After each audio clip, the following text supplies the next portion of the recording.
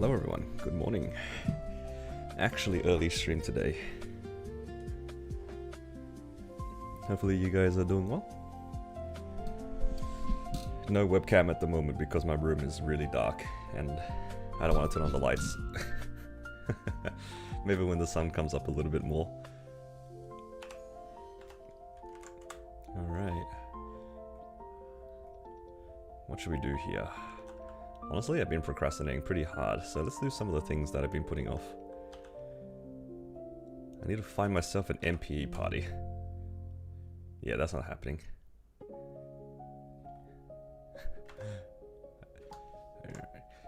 Technically, I should be doing my weeklies. Oh, maybe I should do my weeklies. I know the title says too lazy to boss, but I should really do it. Yeah, you know what? Let's actually do it anyway. Gotta do what we gotta do. Get some points for our poor marksman.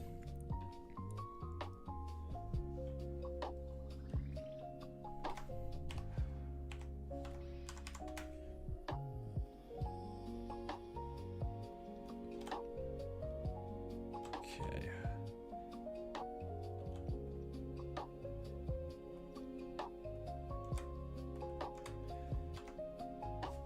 I want to be really sad the day they take away the rental gear. This rental raw is what has carried so many of my characters so far. Who else feels that? There's not too many people in the chat, but I'm sure some of you guys feel that.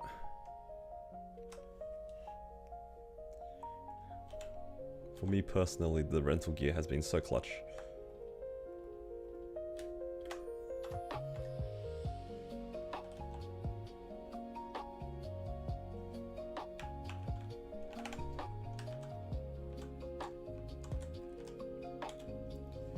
Let's just try to get some of our Genesis traces going. So it looks like I can do all of them except Lucid. I can actually do my Lucid Liberation. You know, I should have looked for a Black Mage run on this character. Oh well.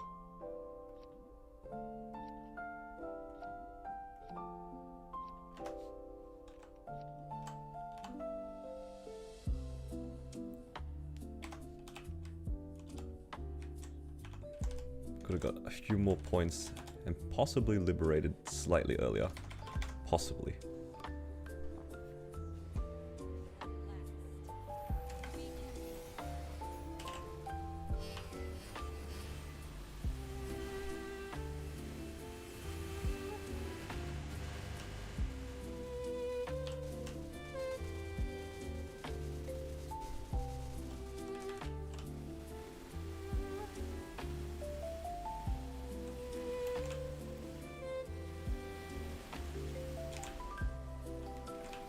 I'll try my best not to get caught by any strings. Keyword is try. I saw some changes that they were doing for marksmen. And one of them is the key down is going to be removed. Like there's a 5th job skill that you're meant to like hold down to get a little bit of extra damage. They're going to remove that. Apparently you won't have to hold it down anymore, supposedly. Which will be kind of nice, I guess.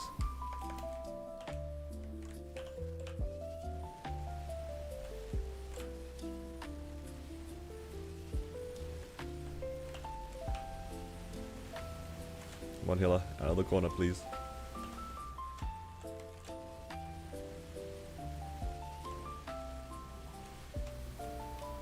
She's just sitting in the corner. But yeah. How are you guys going today? For the few of you guys who are here. Oh.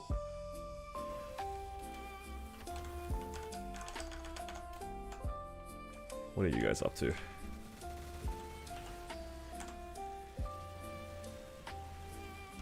Yeah, this is a crossbowman.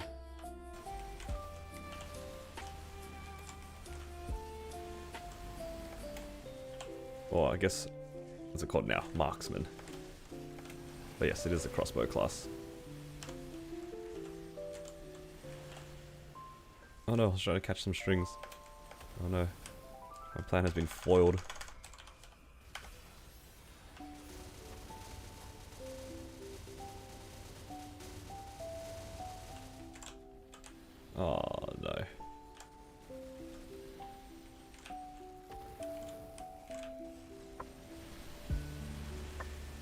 Accidentally walked into a string at the last moment. I'm actually really bad playing marksman because like I'm always standing in the wrong spots, and then the attack animation is a lot longer than I'm used to. It feels like snipe has a really long animation compared to some other classes, despite it having attack speed +1 and such.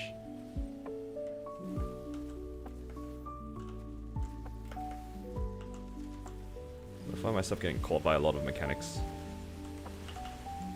Bit of a skill issue, but what can you do?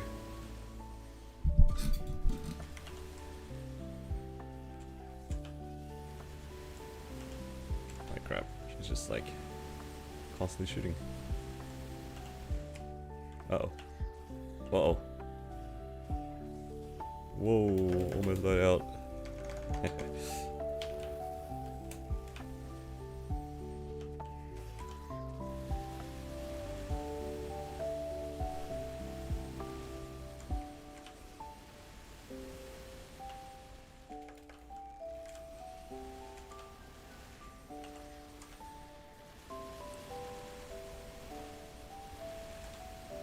Yeah, I was originally going to skip my bosses, and then I realized if I don't do my marksman's weeklies today, I'm probably not going to do it tomorrow or the rest of the night. So I should probably do this, especially for my Genesis.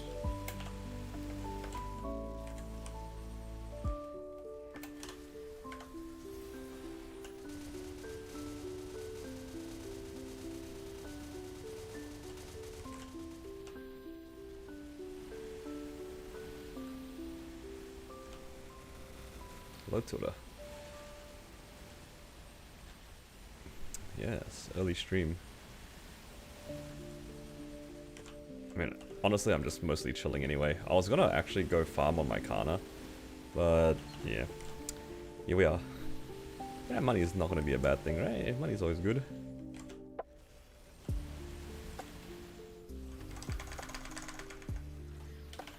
Okay, that was kind of lucky. Spawned right on top of me. Oh. Well, guess I'm playing on 3 now. Got hit by that last string, and then no other strings spawned.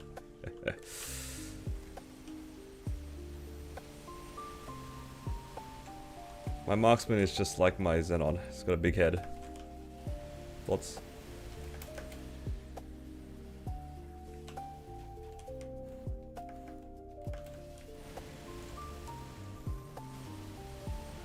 Maybe that was the problem that I had with the Xenon. Just wasn't used to, I guess, like the attack animation of the class.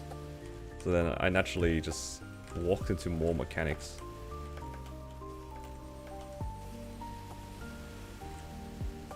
Yeah, it got me killed more often than it should have.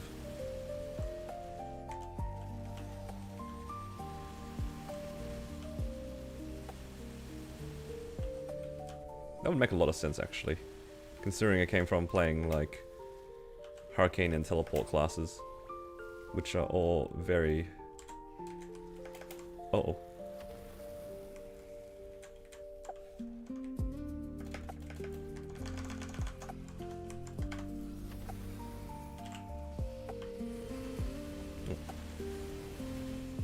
Yeah, what is it? Very fast movement and high mobility classes. Yeah, you can crouch the projectile. Oh, I forgot to bind.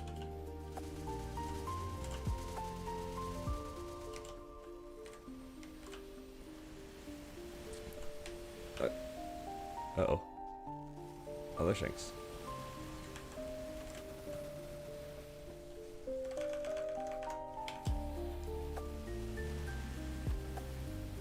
Early stream. Always early on this day.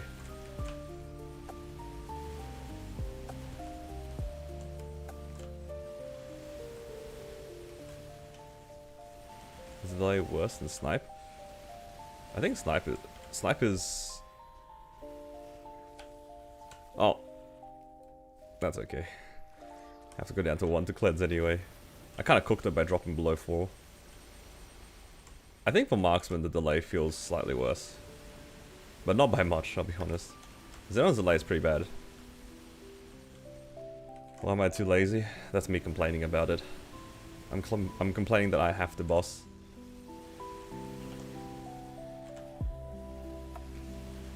But if I want to liberate this marksman, I gotta do what I gotta do. Oh no, not the early TTS. Hello Holly, don't get caught by the thread emoji. Thread emoji. Oh, I'm definitely getting caught by all the threads right now. Avidico emoji, cookie emoji, cooked rice emoji, coffee emoji, coffin emoji, skull emoji, sun with face emoji, ghost. Whoa. Uh-oh.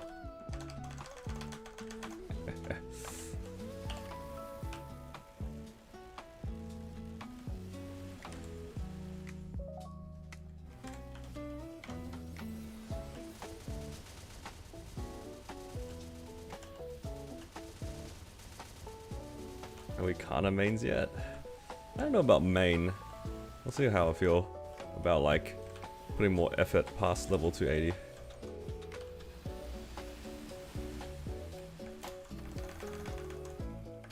I think that's where like you go into the main territory when you actually push past Altaria. Nobody will willingly stay in Altaria for us, you know, if they can help it. You can tell I'm serious if I grind past Altaria. Because so far, I've only ever grinded 2 characters past that point. It's my Cannon Master for 1, and my Battle Mage. Outside of those 2 characters, I have never like gone to Altaria.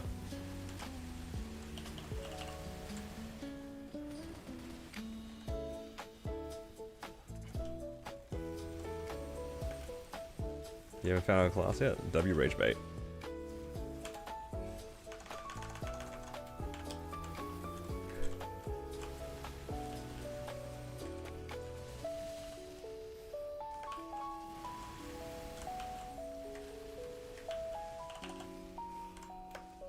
Yo, this Lotus guy keeps spawning. Get rid of him, he comes back. Hello John, good morning. Why am I struggling with a hard V healer run at 8:30 in the morning? Who knows? What is this self-inflicted bossing?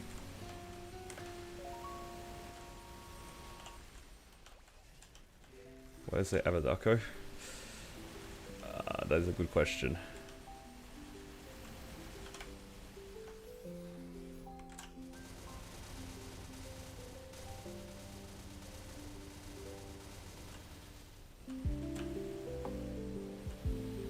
Gotta buff this class. Honestly, I think the damage is okay.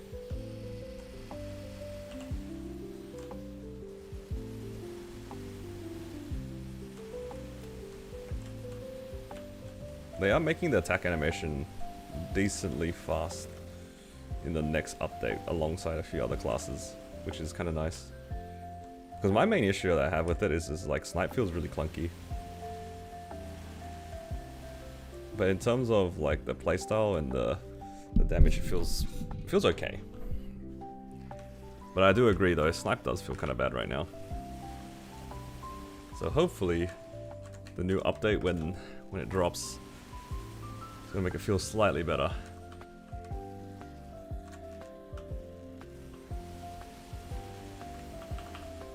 Okay, I honestly thought that this marksman does a 15-minute hard V healer, but evidently not.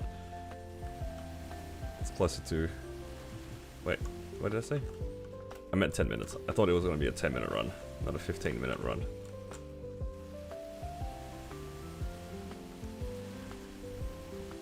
Use it reset to make him drop his emblem. Why did he get another emblem or something? Or are you talking about the fact that his Hayato has a 3-line attack emblem? What are we talking about here?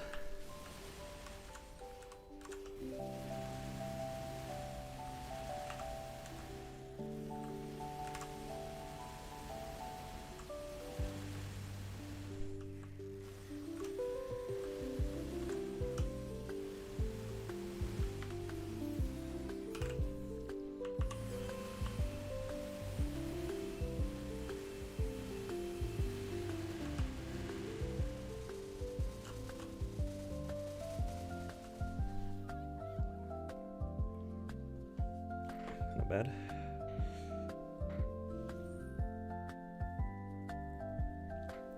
Okay.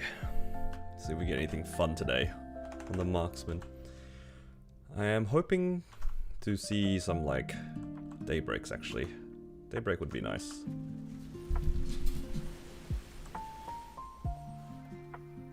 How do I origin cancel?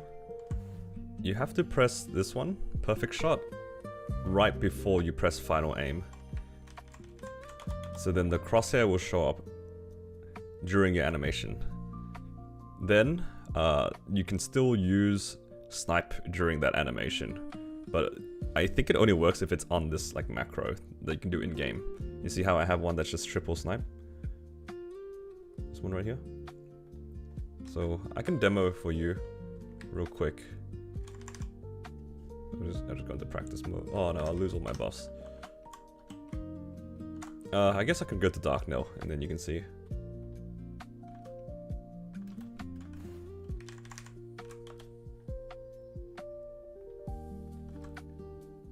Alright, let's pop one more of these. So you do your skill sequence like normal, and then perfect shot immediately followed by origin.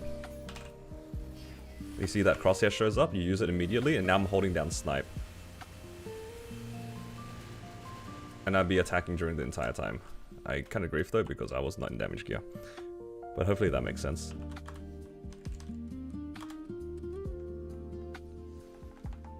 Yeah, so it's skill sequence, perfect shot, then immediately press your origin.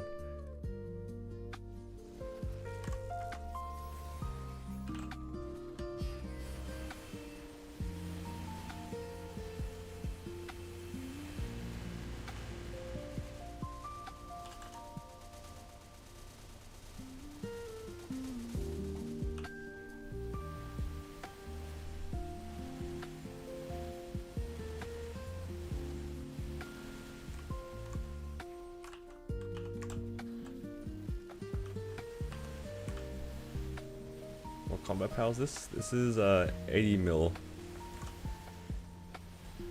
It's a little bit weak against Darknail and V-Healer because I don't have the right arcane force for it. This character is on, what is it? 1250 arcane force, so I don't quite have 1.5 times damage yet. Been a little bit slack on the arcane river dailies on this character, to be honest.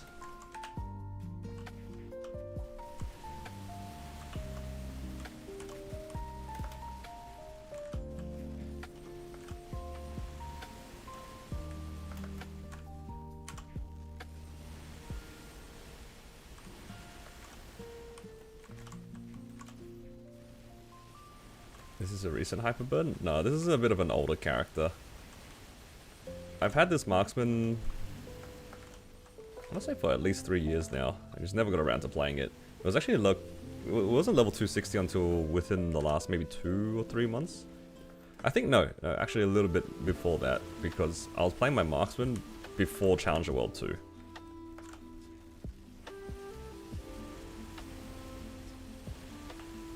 Uh-oh. Well, there goes the door. Dashed the wrong way.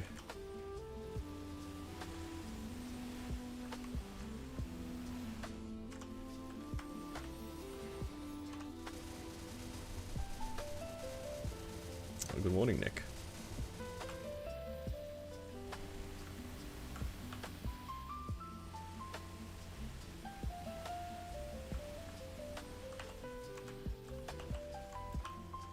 What's the point of the marksman skill and high speed shot?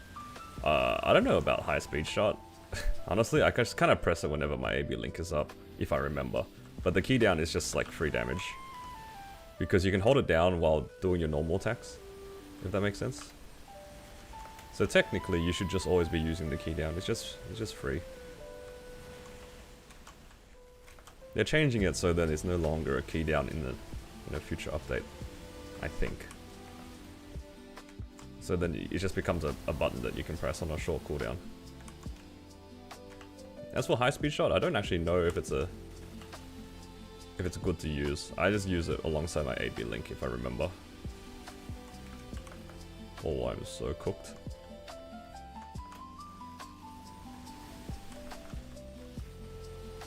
I've actually died out of this boss many times on my marksman. I don't know why. I'm just like a magnet for getting hit by things.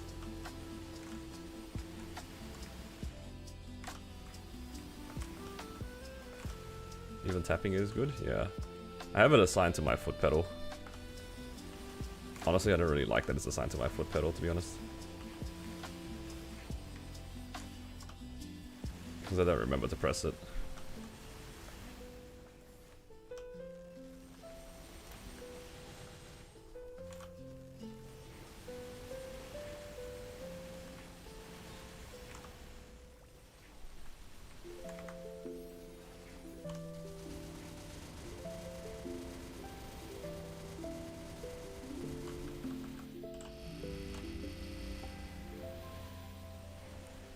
What did I use it for? It's for that key down skill. I don't know what it's called, like surging bolt or surge shot, whatever it's called. It's the fifth job skill that requires you to hold it down. Like technically it's meant to be like I can press it while pressing other things on the keyboard, but I'll be honest, it's like kind of uncomfortable. For how infrequent I use it, it doesn't feel good. I'd rather just like tap it on the keyboard. Yeah, I was talking about that earlier, Polar. That they're gonna get rid of the key down, just making it tap, and then I can remove it from my my foot pedal bind.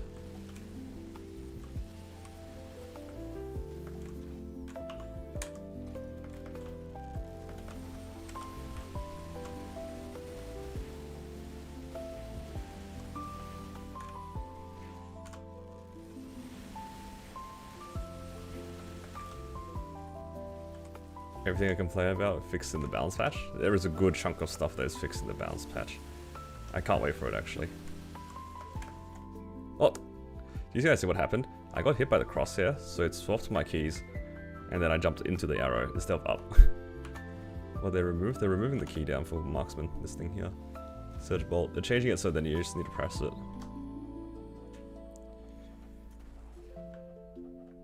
For my Xenon? Nah, the foot pedal on Xenon is such a scam. I don't know how people do it, man. The timing for it is like...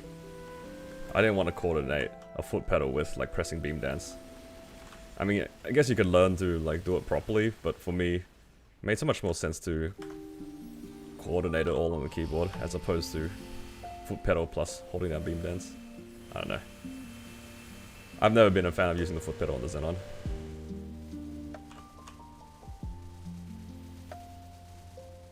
In my mind, the foot pedal is reserved for hurricane classes.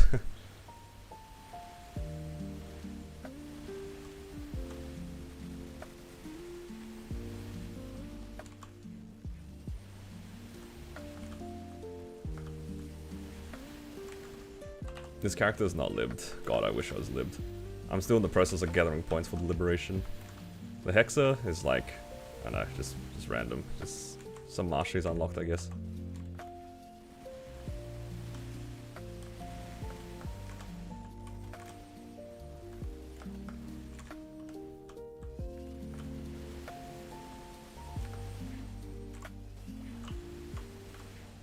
Oh. I feel like Gibson has laser charge on shift when he talks. He's in all caps. Does he actually? That's pretty funny.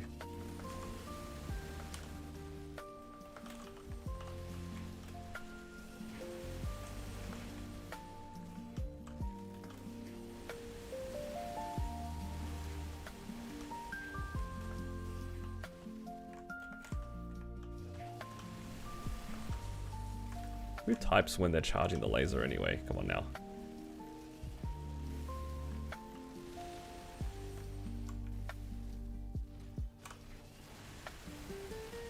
He has too much faith in himself. I feel like if I was playing Xenon and I was typing, that's a lot of confidence. Especially while charging. Is this normal dark? Oh, hard? This is hard dark now. Whoa, almost died there. That's not good.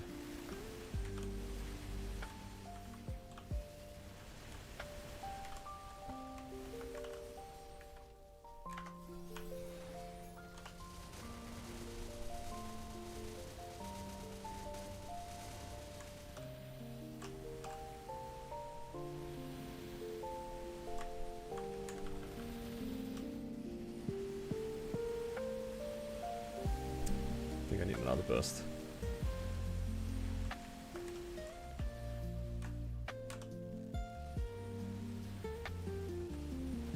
Do I use it to farm? You're talking about the foot pedal? I use the foot pedal depending on the class. That foot pedal was my savior when playing Ren and Mech. And Wild Hunter actually too. All those classes have just like their main attack being a key down when they farm.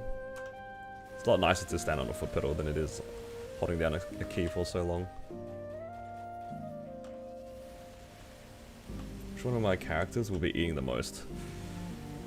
Honestly, a lot of them is going to be pretty good. I'm looking forward to the quality of life of Cannon Master and Battle Mage. I think a lot of their skills that weren't on a skill sequence are going to be on a skill sequence. So the burst is going to be a lot cleaner. That was the first thing that comes to mind. I think Blaze Wizard will be very interesting to see because it becomes a Hurricane class. I think that the damage of the class overall becomes a lot better too. And the burst becomes a lot more simplified for the better. Oh, amongst a few other things. I'm looking forward to Xenon because I don't really know how it's going to play. I just know that of the changes, but I'm going to have to feel it out to know for sure. So yeah, quite a lot of my characters are going to feel pretty good to play. I'm looking mostly forward to, I'd say, the Blaze Wizard. Because I heard that the damage goes up by a decent amount. And we love that. Love it when the weaker mules get a little bit stronger for free.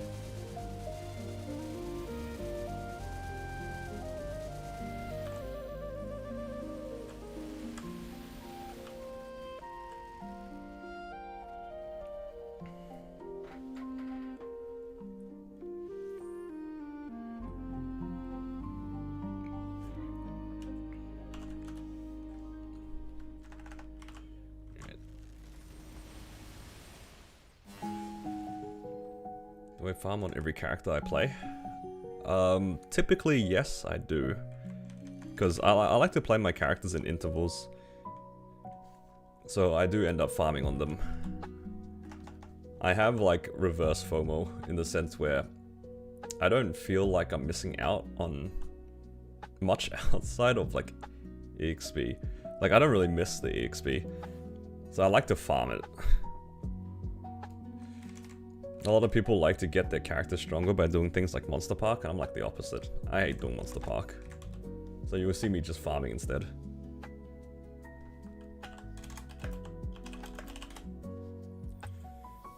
So I just farm a bunch of my characters, and if I really like them, I will make hybrids, but it's not usually like maxed hybrids though.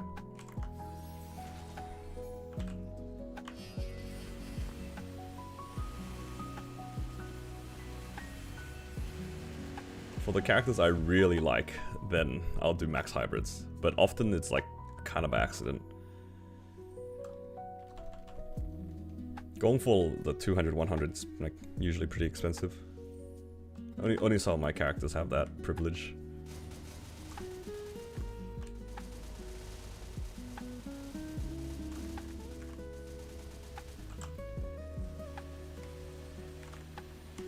Stuck in New York, if flight was cancelled? Oh, that's not good. Is there an ETA for your flight back?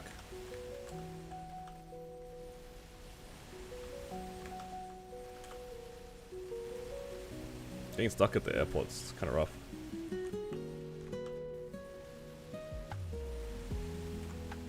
Lower rates, longer duration. I mean, it kind of just depends on how lazy I am. I don't intentionally go for low rates. Like, I farm on 18k like maps if it's easy.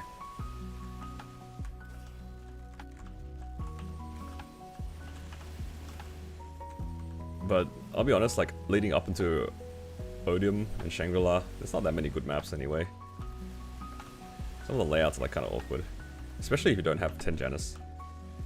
Game is a different beast if you have 10 Janus.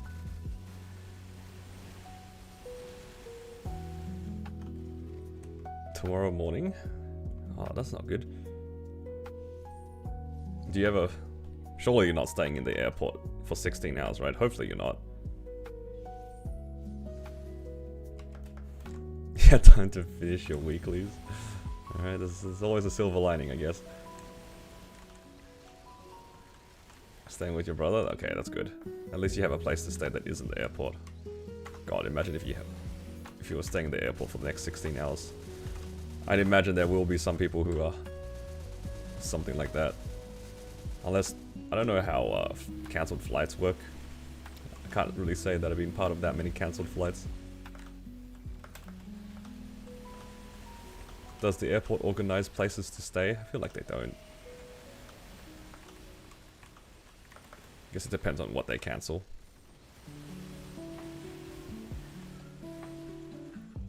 Depends on what flight's cancelled, I'd imagine.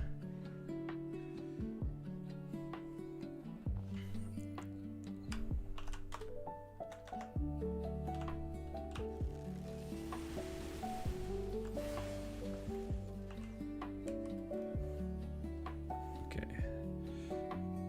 Just need to make sure I don't run Lucid. Lucid is the last boss to clear. Do I have enough points to start the mission actually? Oh, I do. Decent timing.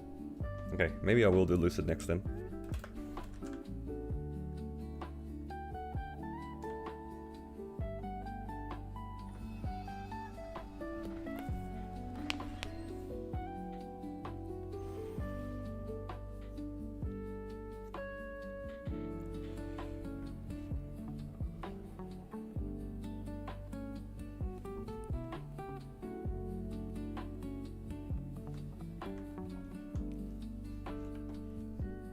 There's a decent amount of stuff I kind of want to work on my marksman for the star forcing event as well. I think it's still missing some 21 stars. I think that'll be clean for shining. It's a low prio though. I kind of want to work on my Kana first. I think it's going to be Kana. Prioritizing the Kana and also the hero. Those are the main two I want to work on. What are you guys going to be working on shining? So I'm just putting on a jumper. It's getting kind of cold. Or at least I'm feeling cold.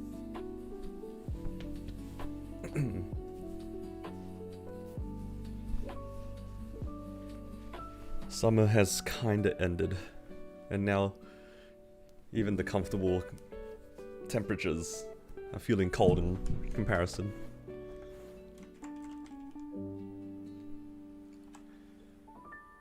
Yeah, let's see. I have this sub pendant that needs to go 21.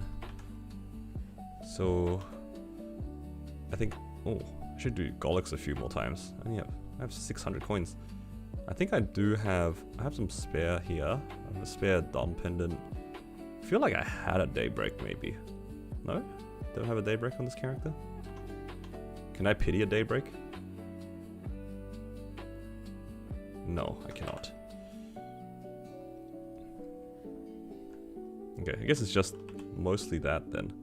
It's just the superior. And technically this, I guess. Okay. Maybe I need to be diligent getting some of my Golix runs in. Okay.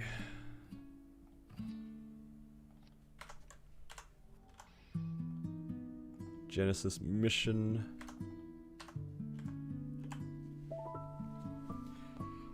So just another 2,000 points to go. I guess I could save a week if I get myself a Black Mage run. I don't know if I'll be able to get myself a Black Mage run.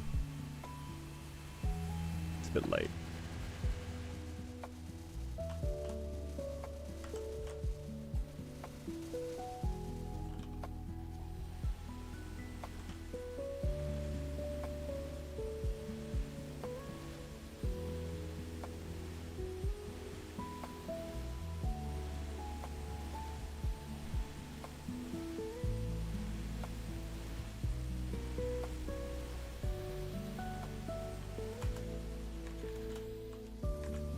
Turned off my iframe too early.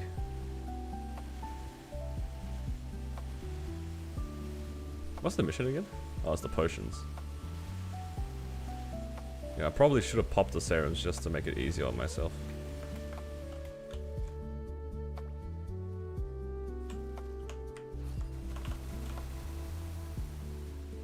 There's a lot of golems.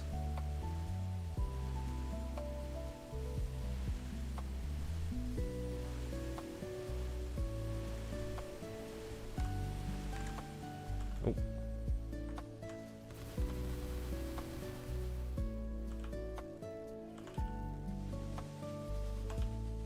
Can't use potions if I'm dead.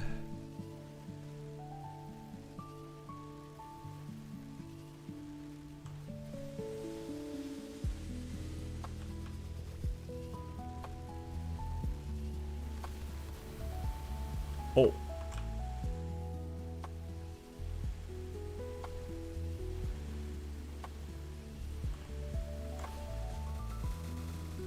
Man, DPS in this is a bit rough.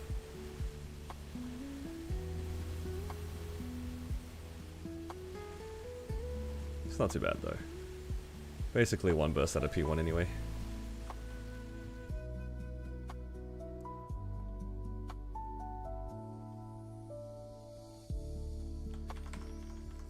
Alright. Burst ready for P2.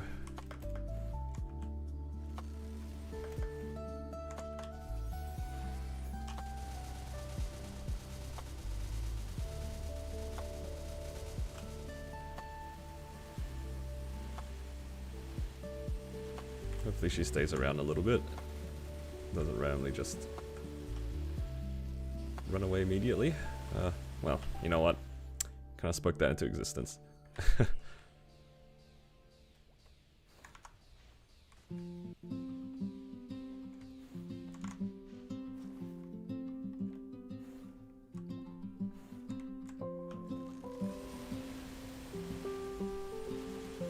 Okay, not bad. About 4 bars on the burst.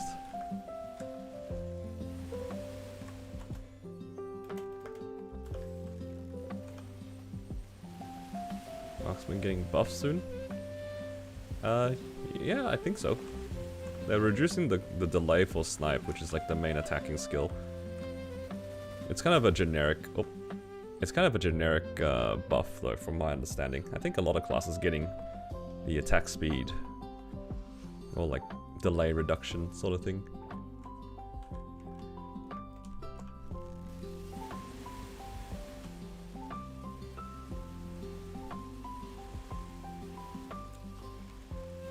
I'm not sure if it's a damage buff. I haven't really looked into marksman specifically. Because right now it's kind of just like a random mule I'm working on. As opposed to like a dedicated effort. It's pretty close to Liberation. I don't know if I want to keep going with the marksman. It's definitely one of my weaker characters. So there's a chance of it just being benched anyway, but I figured it's so close to Liberation, I might as well finish it.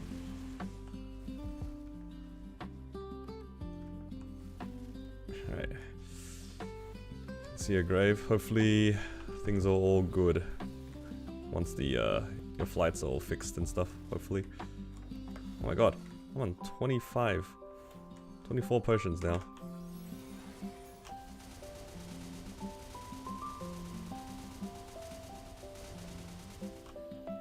Marksman has a 7%. Oh, 7 FD buff? I mean, that's pretty good. 7 FD is a lot.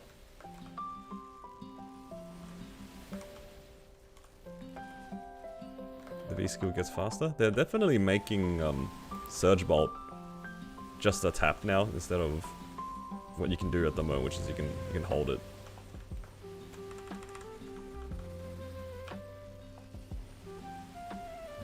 They're making it so that it's just a tap. Which is a nice thing, I guess. Less to worry about to get the most out of it. I am kind of sick of holding down the Surge Bolt, so I just tap the keyboard anyway. Or the foot pedal, I suppose. When is it coming? Hopefully in March, so the next patch, hopefully. I feel like not doing boss? No, you have to do it. That's literally me right now. That's why I'm here.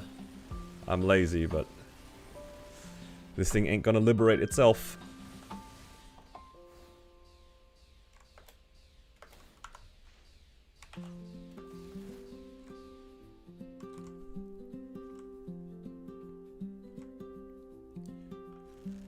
Almost done.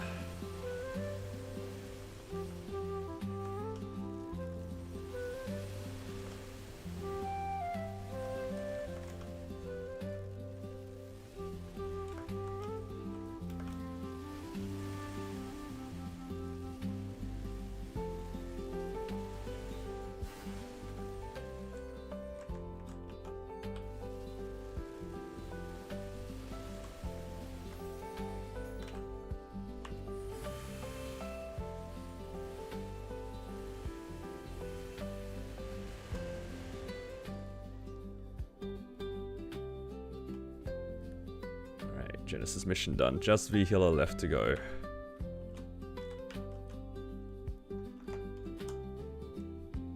Well, they'll still be in like two or 3 weeks time or something.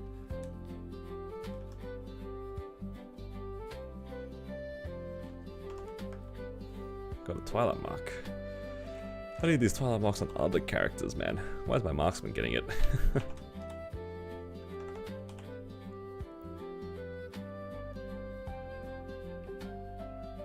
Show the equips real quick.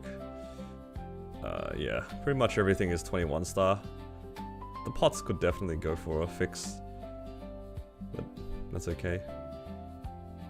Well, at least some of them. Some of them are okay. The weapons, like, kind of whatever. This needs to go to 21 at some point, hopefully. Still need to fix this suffering. Kind of just left it at 20.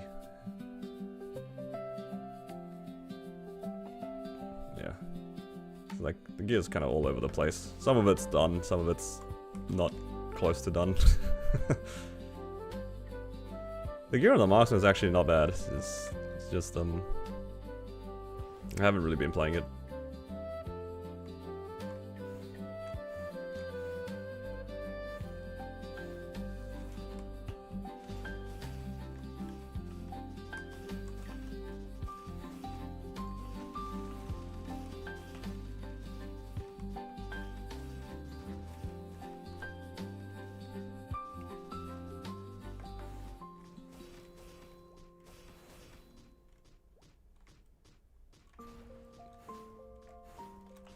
I think honestly the combat power is a lot lower than I expected it, but it's probably just from the symbols. The status of this character's symbols is not very good. I mean, only 1250 on the arcane, and I think that's with event buffs as well. So yeah, not great.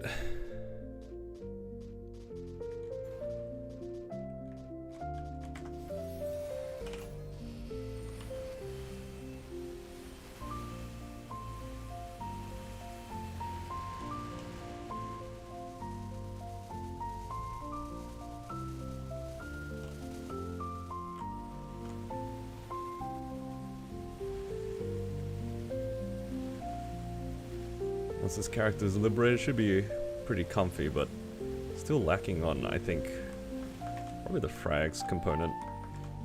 It's also only level 260, 265 rather. Would like my C10 mules to be at least 270. But I don't know when I'll come back to this character. I think I'd rather work on other characters.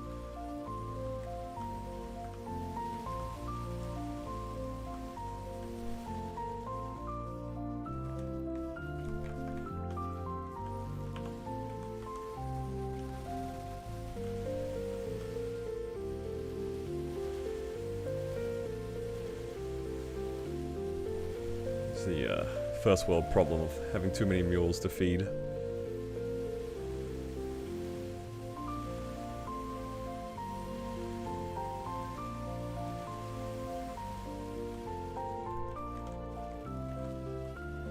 Well, another thing that this character is also missing is fams, because I'm just using a large healing fam, and I think maybe an RHD fam. I'm not sure what it is.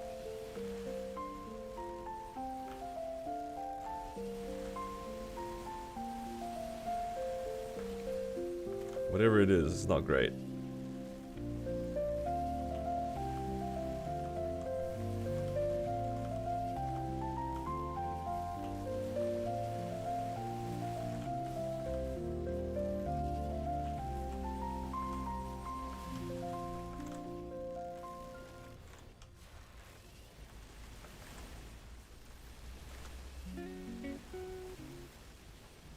What am I using on this character?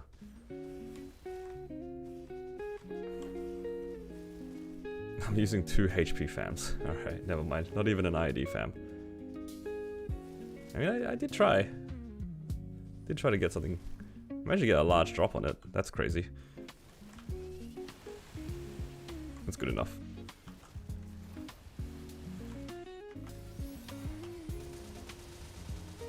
Hydrate. Thank you for the hydrate.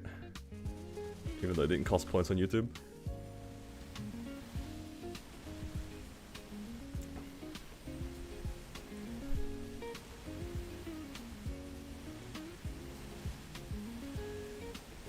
Uh-oh.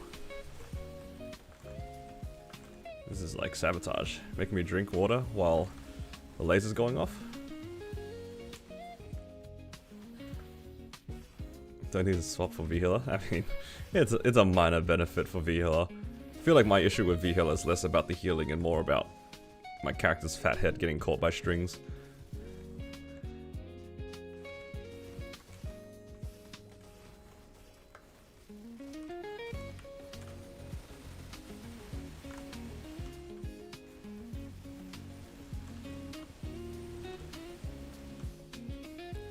Not blaming myself, blaming the character's hitbox. Yep.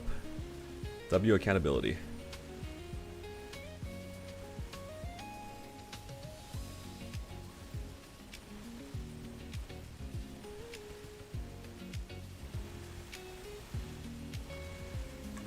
Actually, Paula, I don't know if you were here when I was talking about it the first time, because I was complaining about getting hit by the strings on my marksman, and I was wondering, like, why am I getting caught by the strings so much, specifically on marksman? And I thought about it a little bit more, and I realized the other character that I get caught by strings a lot is my Xenon, and both of them have like relatively long attack animations compared to some of the other classes I play, and suddenly it all made sense. Yup. We're just blaming the 2 snipe delays. That's precisely what I was like, kind of like, what I realized. Maybe it's not completely my fault. It's definitely my fault, but not as much as I thought it was. I thought I was just an idiot. I mean, I kind of am still, but at least it makes sense.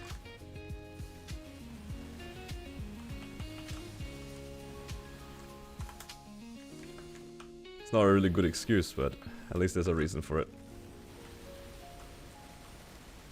This is Sea Gloom.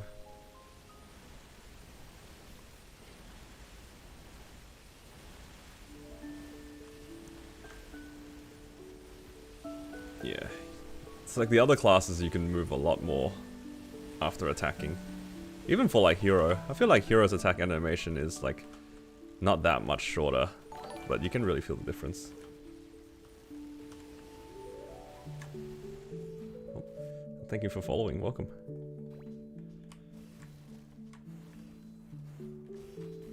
Would you ever consider Dawn Warrior? Probably not, but mostly because I don't have vac pets on my Cygnus Knights. I haven't really considered Dawn Warrior just because, like, I mean, to be fair, you said that it's similar to Hero, or how much I enjoy Hero. I didn't even realize I liked Hero until I made it recently, if that makes sense. I always considered Hero to be, like, kind of a vanilla class. It's kind of just, you know, buff sequence hold attack, but I realized it's okay for that. It's okay to do that for a boss mule.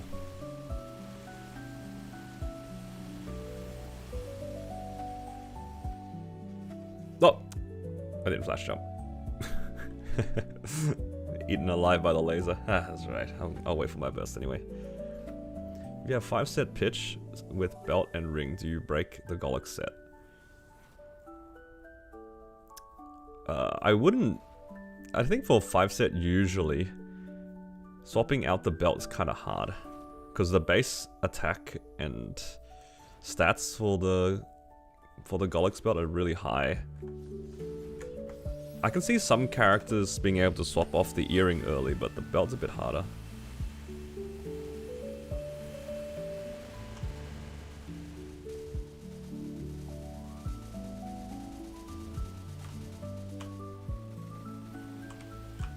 I'll say, like, in my personal experience with swapping out the belt early for 5 set, it was, if you swap off that, then you're basically committing also into using using an Estella earring, because you're already broken the best part of the Golic set, right? And I remember when I swapped off the belt specifically also on 5 set, and I swapped it over onto a 22 star Estella earring, and like I star forced everything to 22 and stuff. It was still like a 5% FD loss for me. So I don't know how that is for you, but yeah, it was a pretty significant drop. It wasn't until I got some more pitch when I could swap off and feel a little bit less bad about it.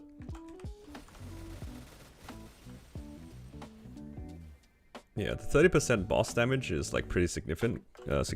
What's the 5th set? It's a boss damage as well. So you're losing like 20% boss damage in favor of like a bunch of stat. But at the same time, you do lose the 30 ID, which for some classes is actually pretty significant. That's why for me, it was such a big FD drop, because I think at the time we had less ID in general. We didn't really have event buffs. Now we have event buffs, so you know, it feels a little bit less bad. But back then, it was a pretty big FD drop for me.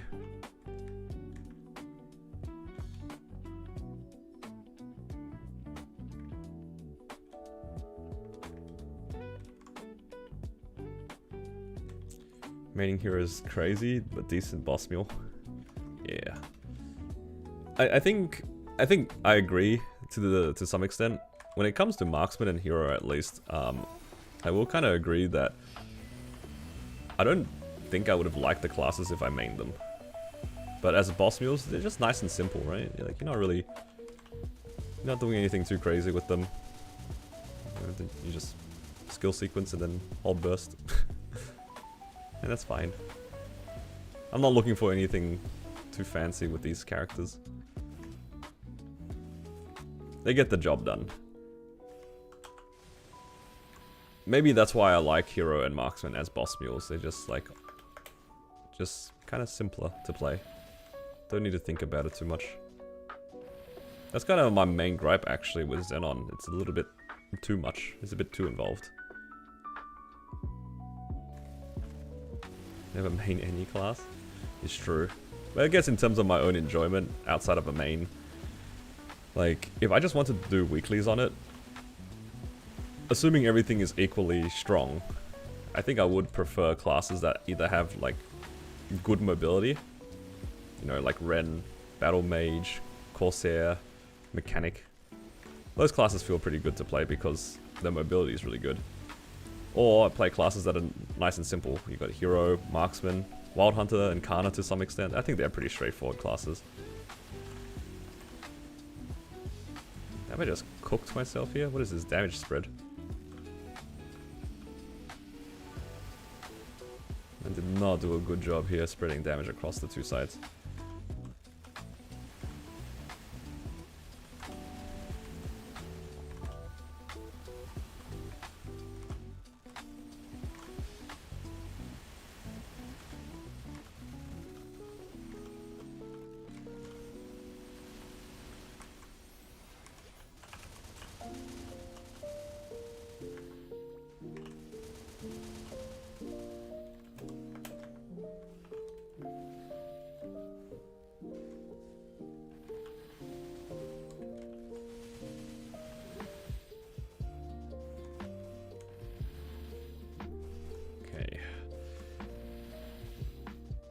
Any believers? Maybe we get a book today?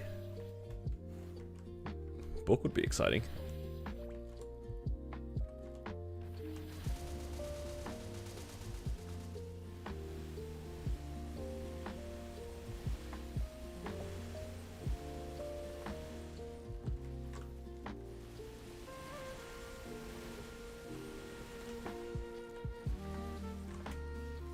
Never tuned into Twitch, saw you live.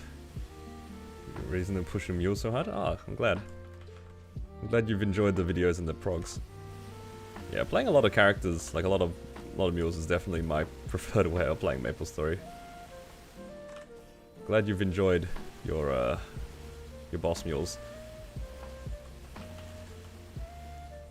I think a big part of the reason why I like playing a lot of characters, it's just nice for some variety, even though like I guess technically the content is the same. But also it's kind of nice to see characters make progression. When you get to a certain point on your main, like there's always a wall, right? Regardless of where you are or where you've reached in terms of the content, I feel like you'll feel like you hit a wall. And then when you go back to these weaker characters, it just feels nice to upgrade them because you know that it will never be as expensive as your main. It's a big part of it for me. I think I think a lot of people have the opposite reaction to me in the sense where whenever I spend on my mules, I feel pretty good about them making gains. Whereas I know a lot of people are like, well, all this money I spent on my mule, I could have spent on my main. I'm definitely the opposite of that feeling, where I spend a bunch of money on my main, and I think to myself, man, I could have spent the same amount on my mule. I always feel the opposite. I know a lot of my friends, they definitely like felt bad spending on mules, but I don't know. I kind of enjoyed just making those little gains, pushing random gear to 18, 19, 21 slowly, rather than 22ing a main or something.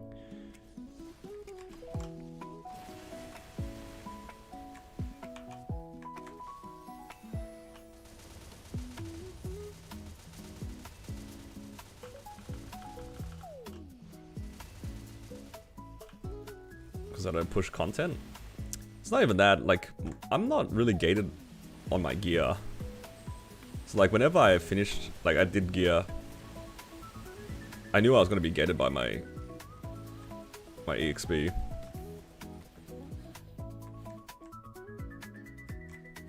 I mean, to be fair though, Pollard, you're talking from the current perspective. You're not talking about like when I was already at the top of the content. Because like, technically I could have done Seren and Carlos on release, but I just chose not to because it's like, well, to do it you needed to push your gear a little bit more. And around that time, for the people who were max 22 stars and stuff like that, the only thing you could really do was double prime your gear or go for 23. And I think around that time I wasn't even like full 3, like real 3 lines. And I remember trying to fix my gear and being like, man, this sucks. I can't be bothered doing this. Like, why am I spending 30 bill a week in hopes that I can like proper 3 line my gear when I could spend the same amount just making a bunch of other characters that I'll probably enjoy more.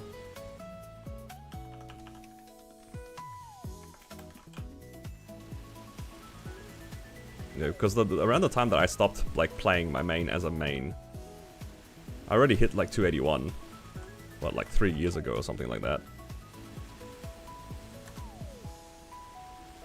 And it was like literally release Seren and release Carlos. I just did not care for it at all.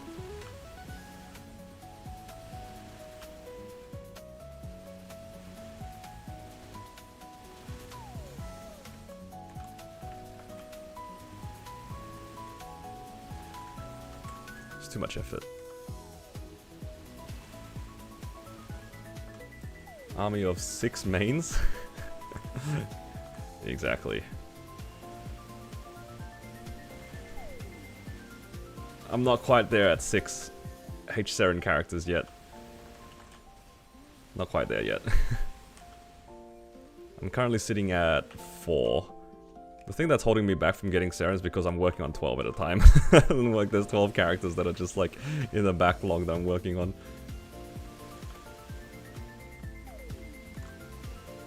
More mules, more money for the main later. Yeah, when I eventually pick a main, I will have all the funding I need. Yep. Just gotta get there.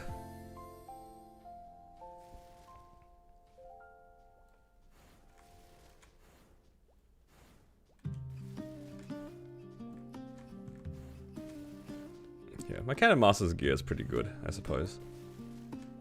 It's definitely got the legacy character issue. It's just the lack of frags.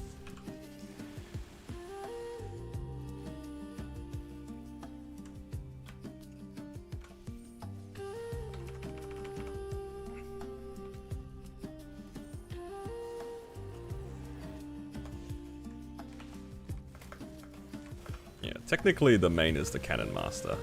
But I don't like telling people that I main Cannon Master because I don't really play it that much outside of doing my weeklies. I'm not like pushing content or anything. I messed the animation cancel.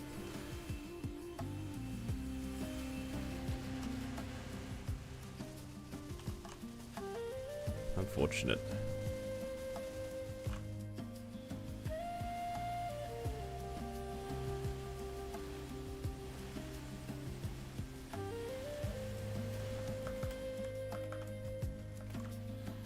Should have taken my time trying to prep that burst.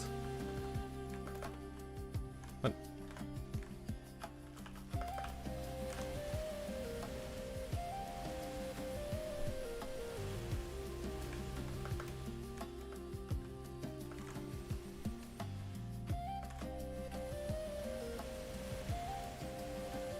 Will we see a book today?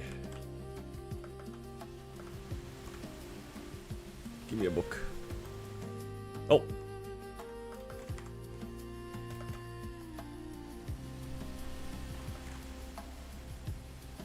Kind of scuffed. I think I might need another burst.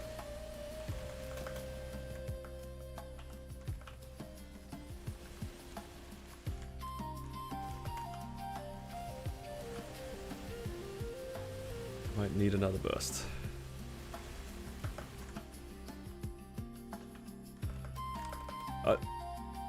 See my face today. It's just a bit dark in my room. Maybe when the sun comes out a little bit more, and my room becomes a little bit brighter.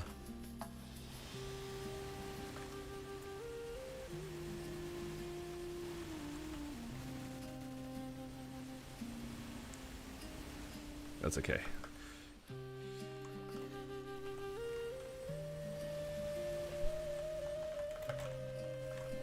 Beautiful webs.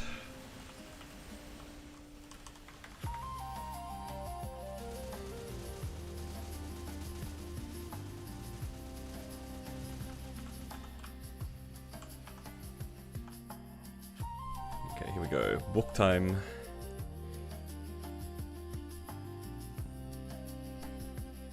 I just realized my green pot's gonna run out. No, my Damien run.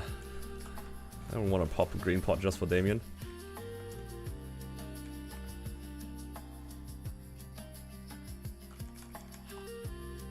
Oh man, that sucks. I need this character to liberate just a bit faster so then I can get everything done within 2 green pots instead of, I guess technically now it's like 3. Alright. I am just going to do Damien without a green pot. Don't worry about it.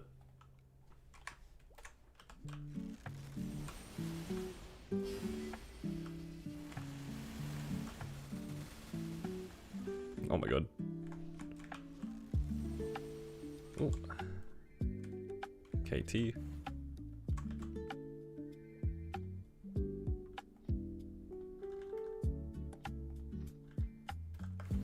Hello, Shira.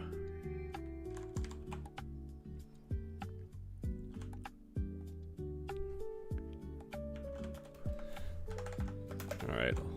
All you attack speed +1 enjoyers, I want to look away from this.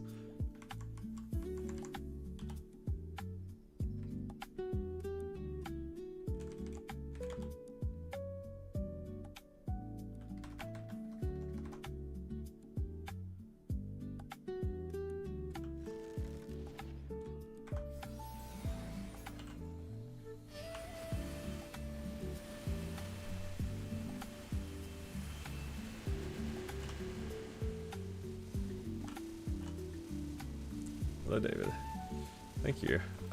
So far, it's good. Oh, doing all right. Just doing some last-minute bossing. Just me being lazy. Originally, I wasn't gonna do this, and I realized kind of want the points for my liberation. If I don't do this, it's just gonna delay liberation. So, gotta do what I gotta do.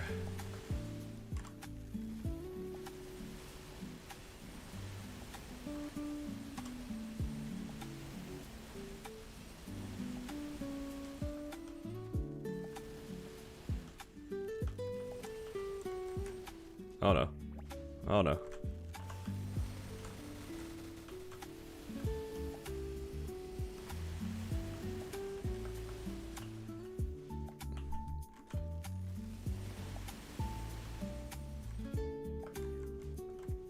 Can I do 13% before my burst comes up? Honestly, I should be probably holding my burst anyway, just for P2. Otherwise I'm gonna wait 2 minutes anyway.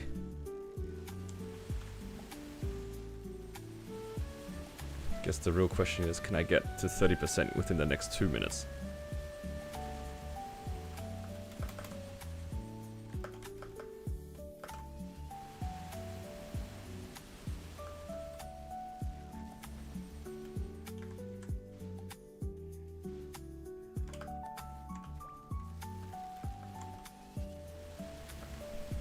Honestly, I don't know.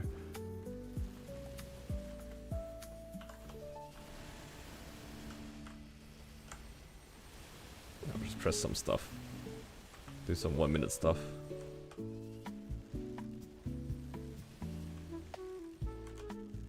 I do not miss doing Damien. This is a green pot diff right here. If I had a green pot, I'd be out by now. I'm too stingy. I don't want to pop a green pot just for Damien.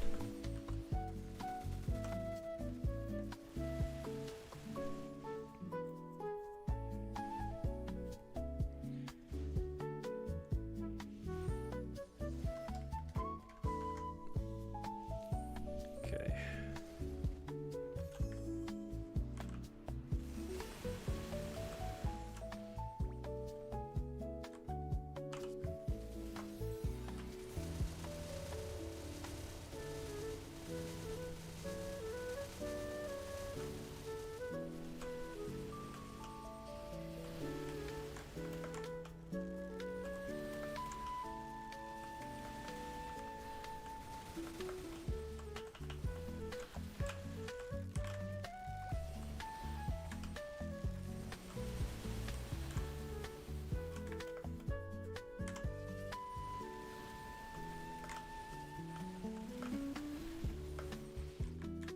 Oh no, I'm so dead.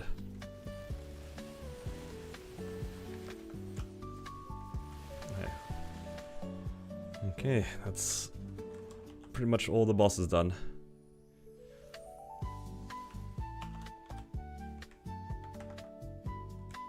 That's an eye patch.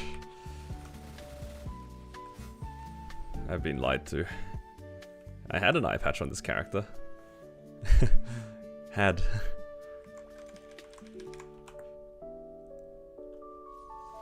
If only it went to 21.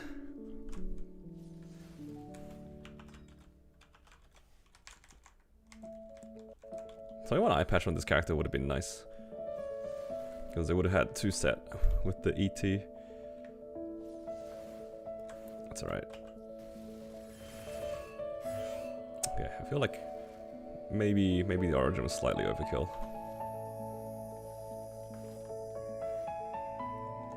Flex it on JH. I mean, that's the reason why he hates this character. Is the ET. It's the reason why this is the specific character that will never get carried. He was very upset seeing this character hit a 21 ET. He didn't care about any of the other mules, but specifically this one because it's a marksman. He's just racist against marksmen, for real. He always asks me, do you need any bosses? I always ask him, do you have any Seren runs? Can I take it on my marksman? And he just ghosts me, he just logs off. Every time. I've been trying though. One day he will carry my marksman. And if one day that he does carry it, it's gonna get an emblem. Emblem Raw 4 for sure.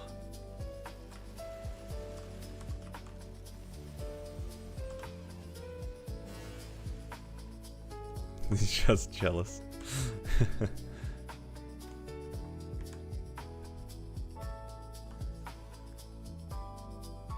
He just hates that he's not a bowmaster.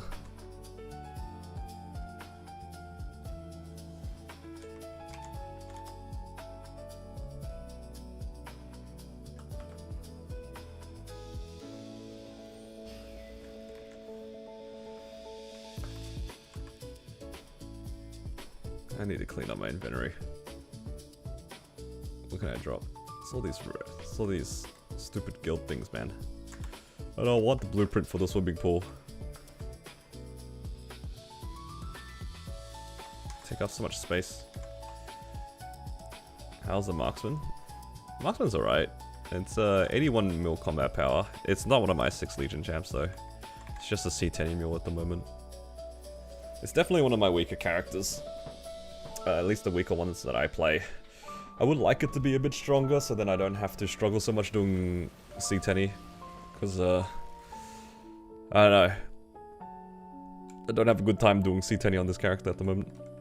It takes about half an hour to do, which is definitely on the slower end for my characters. I know I probably sound like kind of privileged saying that. Wow, so slow, half an hour. It's all relative. How far? Let's see. If I get about 490 a week, so I'll need 2 more weeks here, and then another 2 or 3 weeks here. If I get a Black Mage run in this month or next month, then in a month, I live in a month. Does that make sense? I don't know. First time watching from Melbourne. Oh, nice. You can do a tilde. Nah, but I'm under level and under Sacred Force, or under Arcane Force. It's kind of cooked.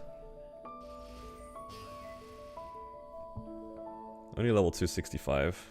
So the best I can do is like blue dot probably. I don't know if I'll be able to contribute proper damage. Well, Alex, hopefully you enjoy Melbourne. You came at a random point in the year. It's like a mix of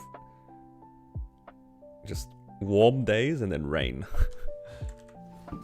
It's like the tail end of summer.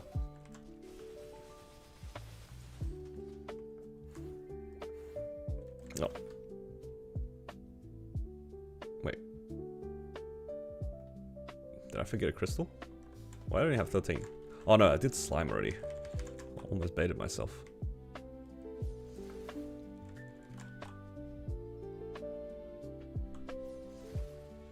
Alright, Lumi done. Not Lumi. Marksman. I read Lumi, then I said Lumi. Do you guys do that too? Sometimes when I read things, I just say the things that I read. And I just confuse myself.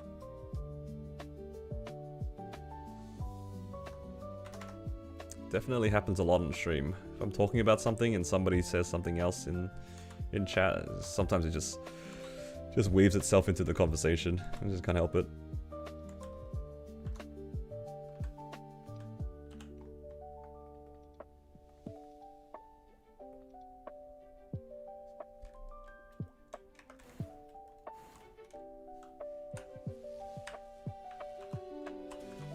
Oh. Is there currently a burning event going on? Unfortunately not. The burning event itself already ended.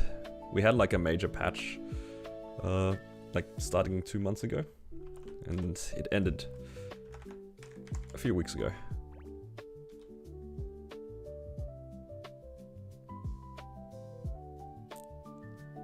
Weather's okay. That's good.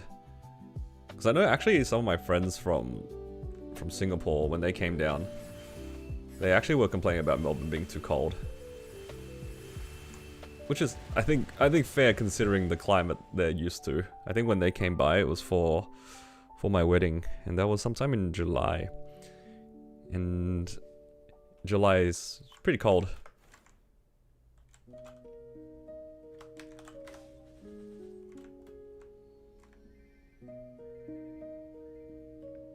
You want to get into the game, told to wait for burning event? The burning events are definitely the best ways to get started, but it's not the only way. I think if you want to get into the game, it's fine to start up now. If you join the Challenger world, I think you still have access to the level 200 burning, so you can go straight into your 5th job. It might not be the fastest thing to do in terms of like making a new character, but you can at least give the game a try and see if you like it. You can have a feel for the game. The next burning event is still going to be quite a ways away. Or at least for like the major burning event. Technically the next burning event is a month away, I think. That's with the Wild Hunter release. But not necessarily the class that you want to burn.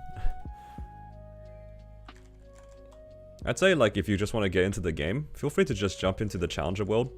I do recommend playing Challenger Heroic. That's my personal recommendation. And yeah, just have a feel for some classes. You can make up to 3 of them, I think, in the Challenger world, and they can all be burned straight to level 200. And yeah, just play around with that. See how you feel. It's not the max like efficient thing that you can do, but these burning events aren't like super frequent. Should give you 1 hyper burn. Is it still 1 hyper burn? I thought they just gave like normal burns. Yeah.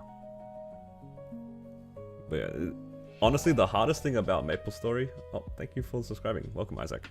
Yeah, the hardest thing is always picking the main anyway.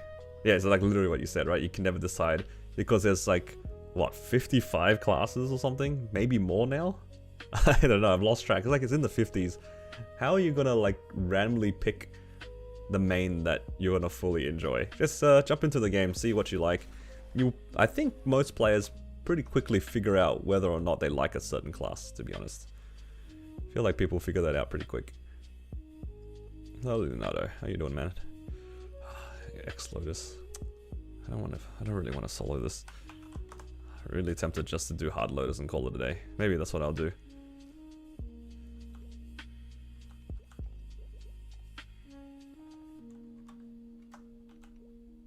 Yeah, 57 mains.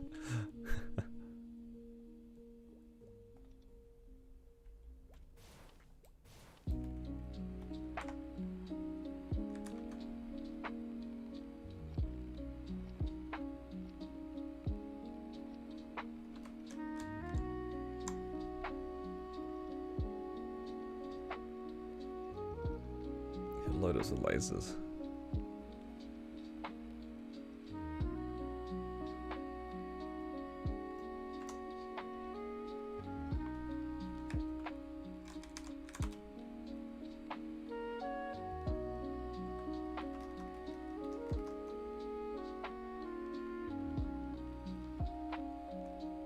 Solo X Lotus, else reset.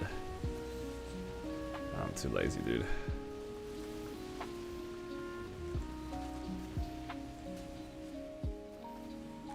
Yeah, I think this is like the first time I've done the restoration mission on Lotus, to be honest.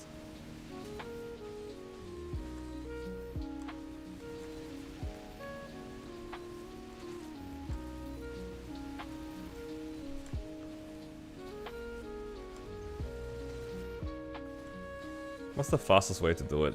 Is it just in P1 or does it not really matter? Do the X-Lotus trace restore? There's 0 shot that I'm surviving with 2 lives.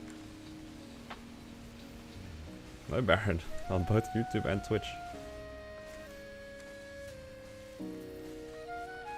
Taking a break from Maple? That's fair.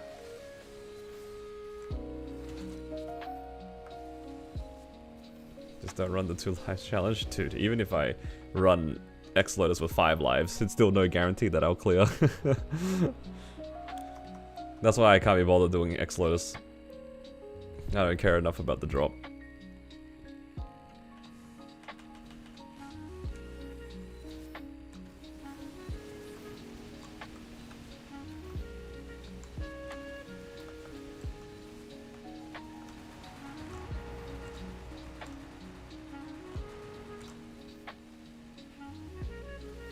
Are you doing end calls for the tokens? Nah, I don't care for it.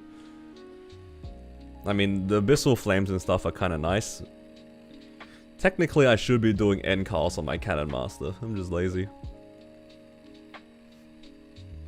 This is X-Lotus? No. Imagine, there's no way.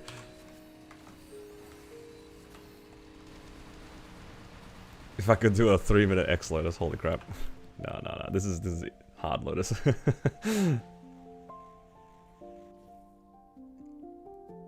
Try your first X-Lotus in the duo. Nice. Good luck, good luck. Hopefully you guys get something.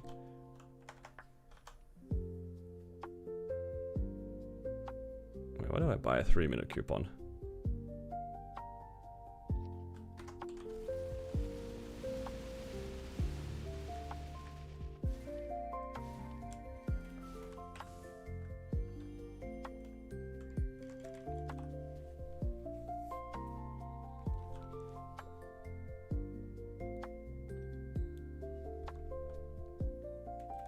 But yeah, technically I can do X Lotus, I'm just really lazy. Not really up for, what is it? 25-minute run.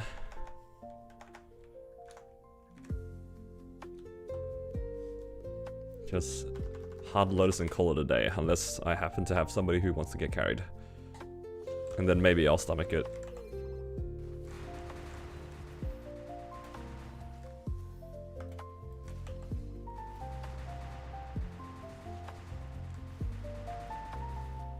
Carry you? I mean, just pop by Hyperion, easy, right?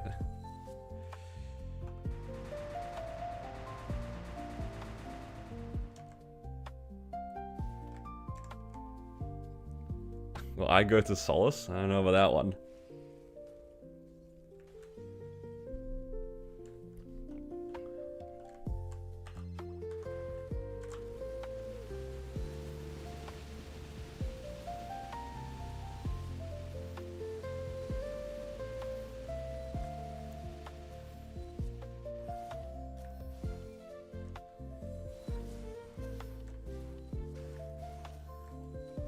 Gotta remember, don't kill Will P3 straight away. Need to clear some webs first.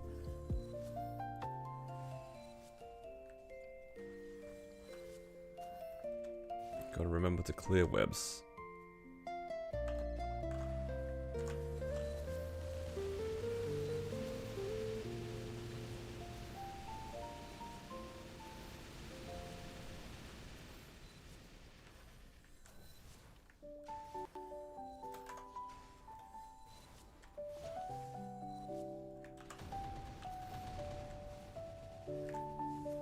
After this, I need to do Adversary and Carlos.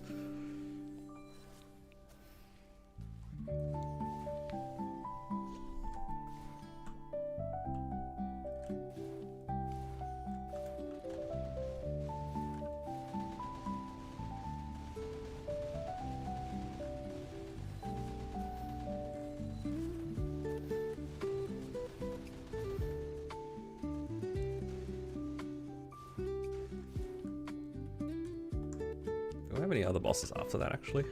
I think I already did my Seren run. Yeah. Oh well.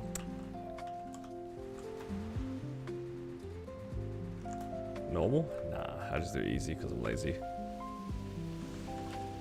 If you ever wonder why I don't do difficult bosses, the answer 99% of the time is I'm lazy.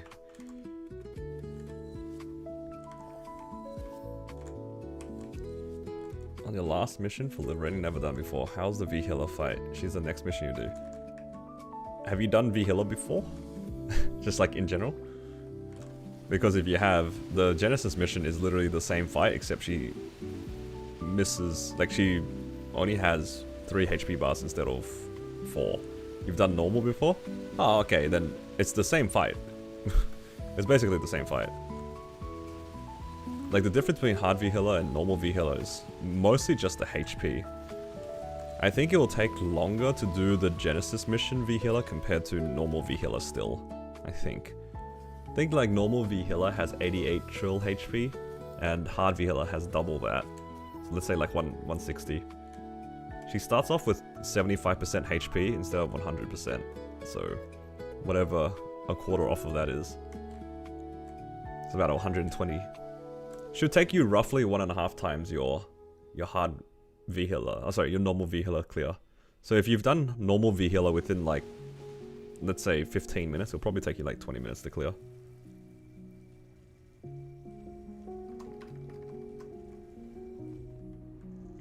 So yeah, it's basically the same fight. It's just she's got more HP, and I think some of her attacks do more damage. So you might have to be careful with that.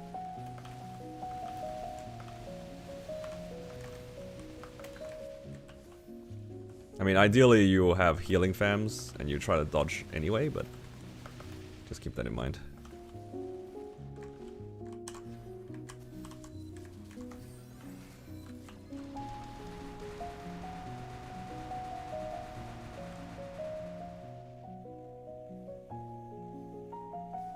Will's hard, yeah, for sure.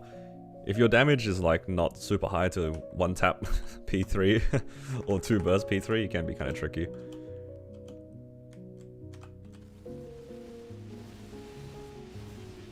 Oh wow, a book. Thank you so much.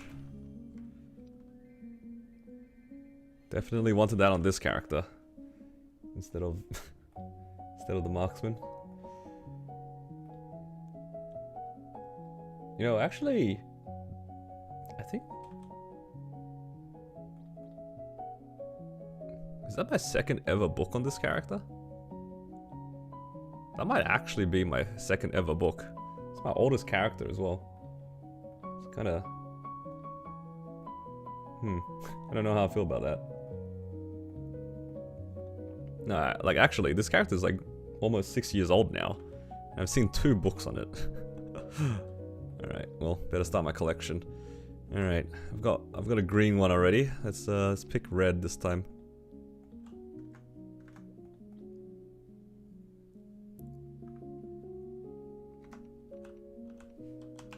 Yeah, this character has not seen very many books in its lifetime. It's kind of surprising.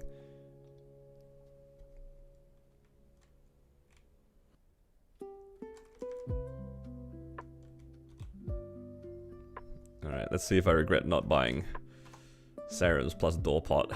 I get the feeling that I'm gonna die immediately.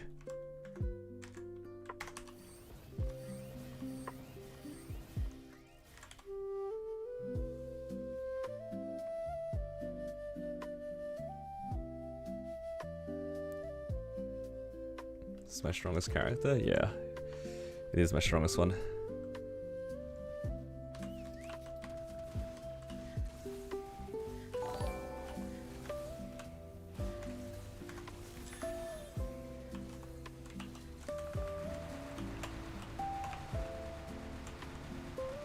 Oh.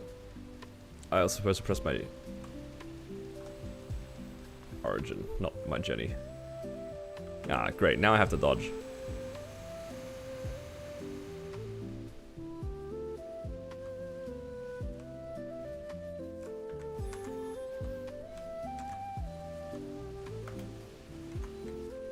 No, I can never time that one. Oh my god.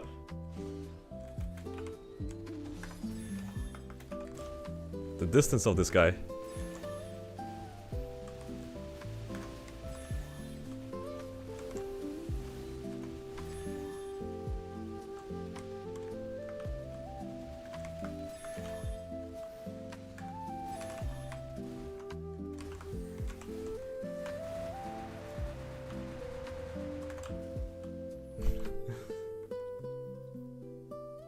What did I say, Saren? I'm a little bit cooked at the moment. By far? Yes, this is the strongest one by far.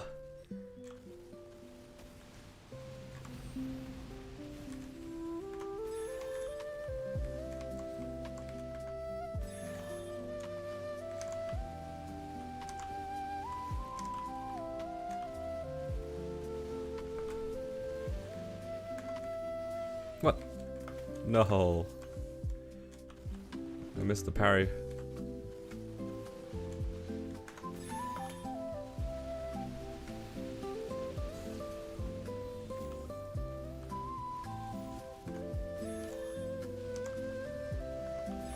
I'll burst after this.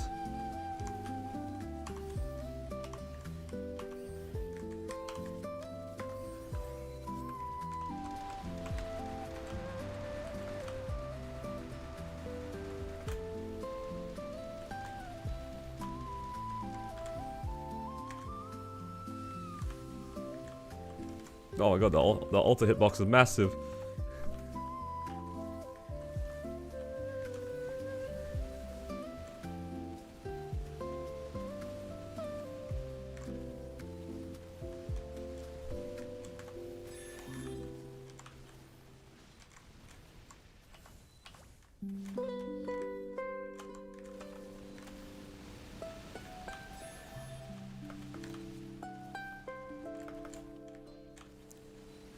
How's the Corsair doing? It's doing alright.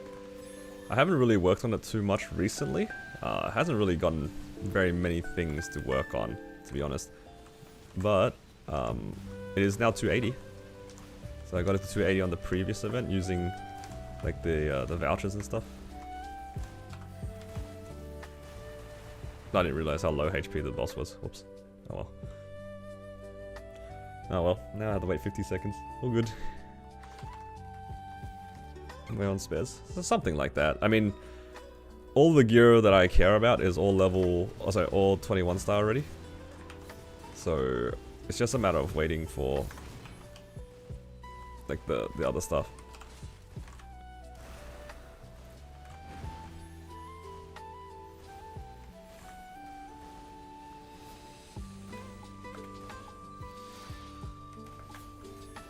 Oh.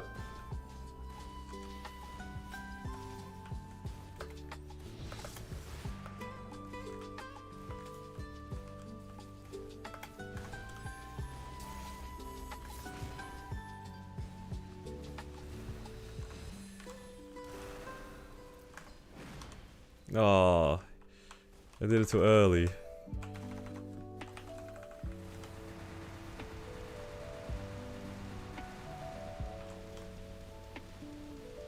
Sad. My gauge is cooked now.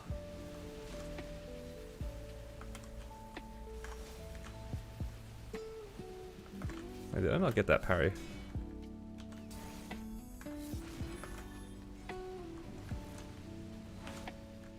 Oh, it still hit me.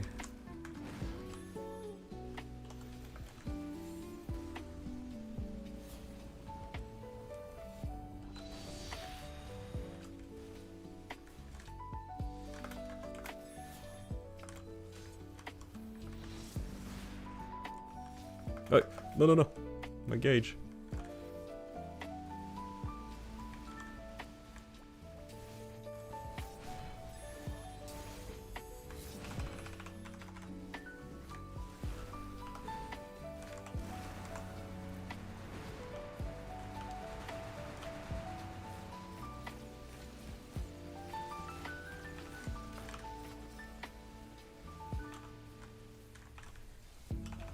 Oh.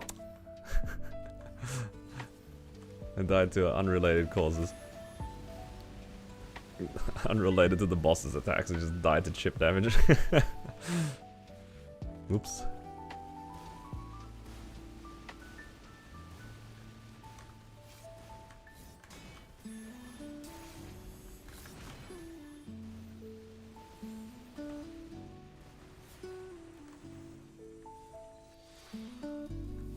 Okay, next up, Carlos.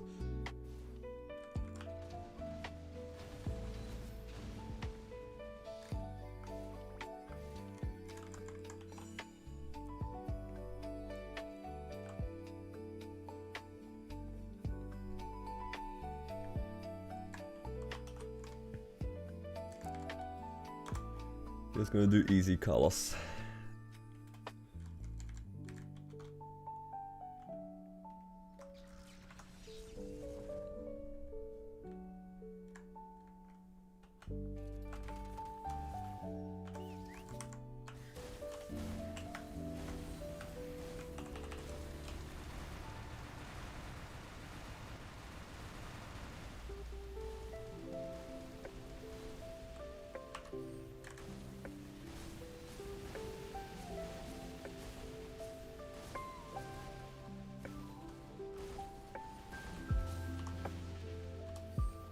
Get myself ice buff. Nope.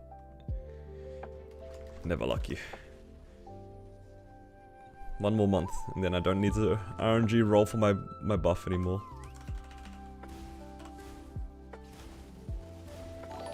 That'll be a nice change.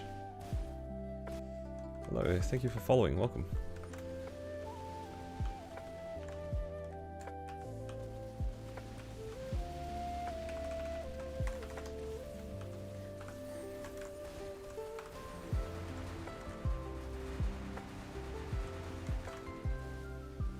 Hey.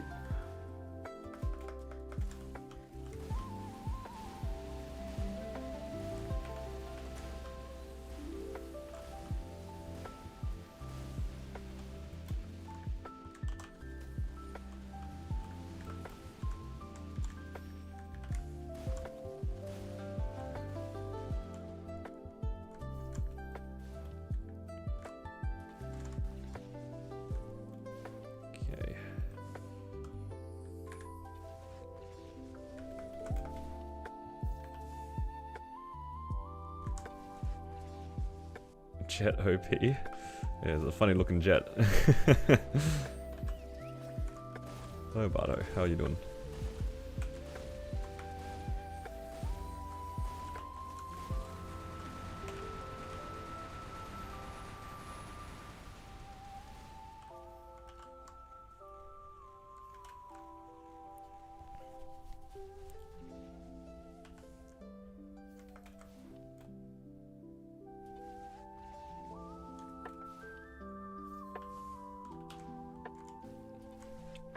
Hopefully I don't have to shoot any systems. Your red hit 3 line attack. You know the rules. Mules never struggle. I don't make the rules.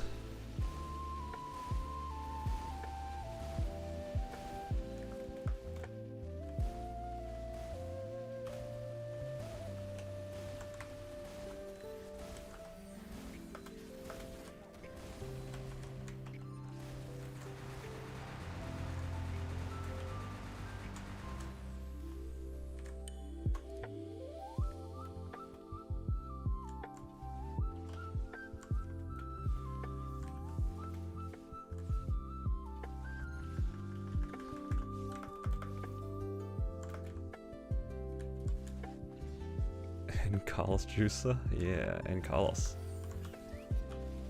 This is definitely in Carlos.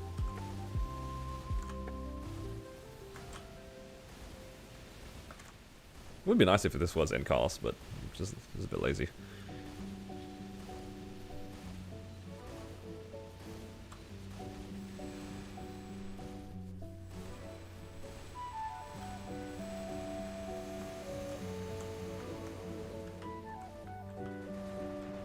Hey.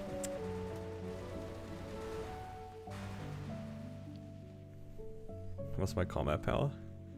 This character, apparently it's 511. It's kind of fake though, I'm not gonna lie. It says 511, but it really isn't that high.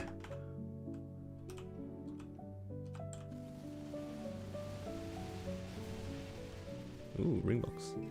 Man, the ring box sparkles? I didn't know that. Has the ring box always sparkled for E-Carlos? I was like, what can it even drop from E-Carlos? Why is it shining?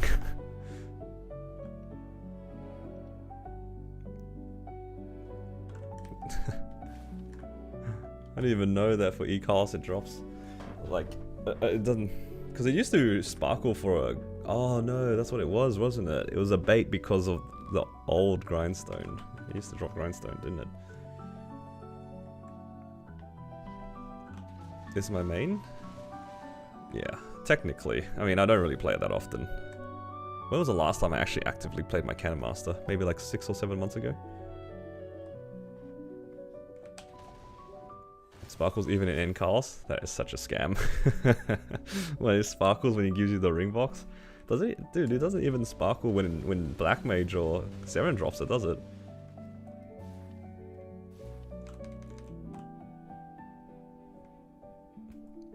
Alright, Tilda, calm down, man. But yeah. It should clarify, even though I have like high combat power, it doesn't really mean much because my Hexa is like scuffed. Look at this Hexa. I have these 3 skills at 1, 21. I have 2 skills at 29, and this one's at 19. So yeah, it's like kind of scuffed. I don't even have a sense unlocked. Because this character was already level 281 before the introduction of 6th job. So yeah, the fragments unfortunately is a product of the time of the character.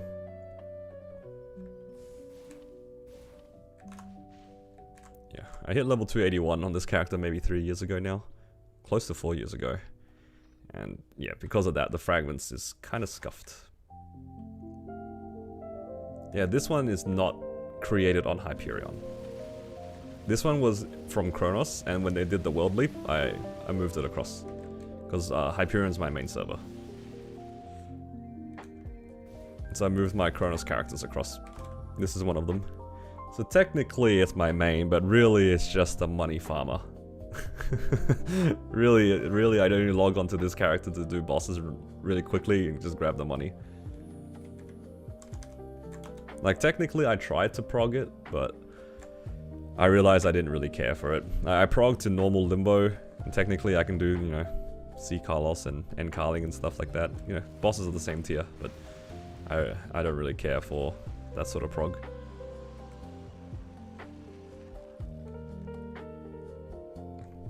What's my second main? My entire front page of character are my mains.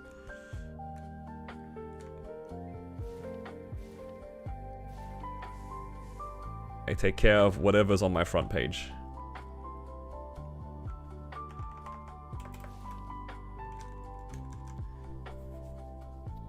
I train like one character at a time. The one that I've been focusing on recently has been my Kana. So I guess technically that's the main at the moment. It's the main focus at the moment, it's my Kana. All the other characters are just chilling. Even Woplop? I mean, technically I do take care of Woplop, just a little bit less than some of the other characters.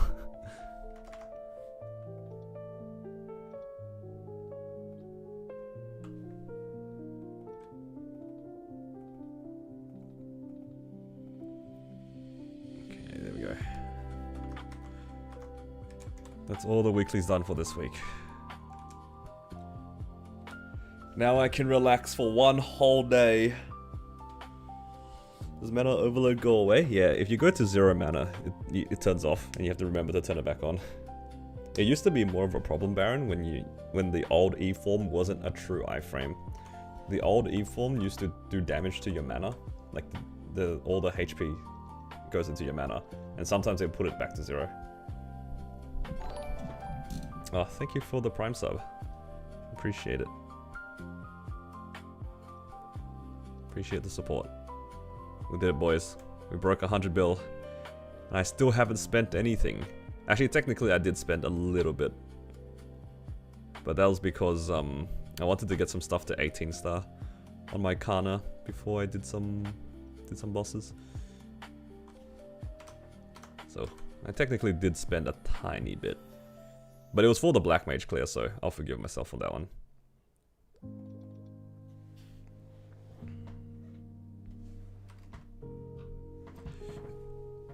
What did you miss? I got a book on my Cannon Master.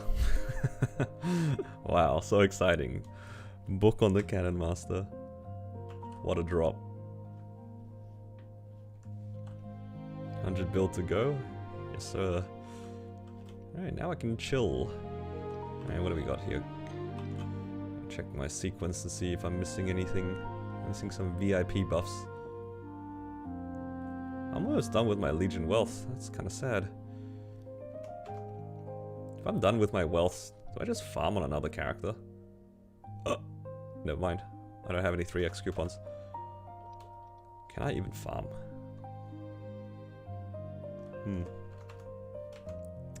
I mean, I guess technically the 3x coupons will reset in like half an hour anyway. Oh, in an hour rather.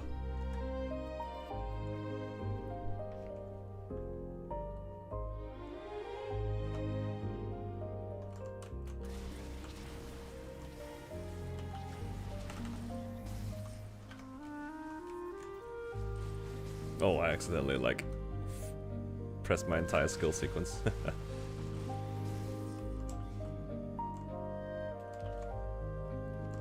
No, I meant my Legion luck and wealth. I used them all. I have plenty of 2x coupons. It's just no more wealth.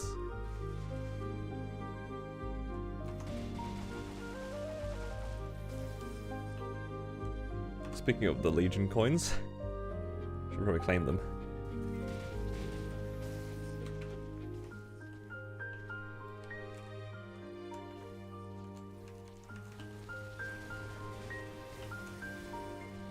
Yeah, at this pacing, I should be able to get 273 by the time my vac pet runs out.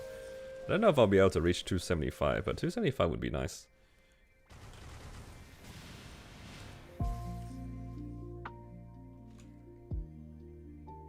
I just need to repair my hexastat, not hexastat, my hexamatrix a little bit.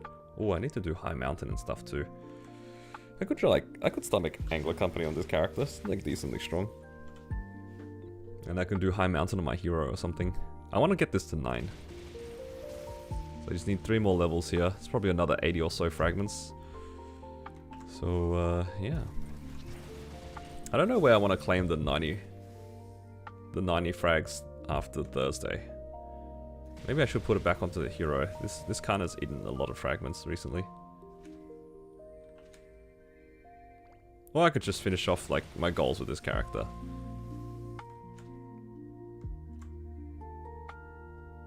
I don't know.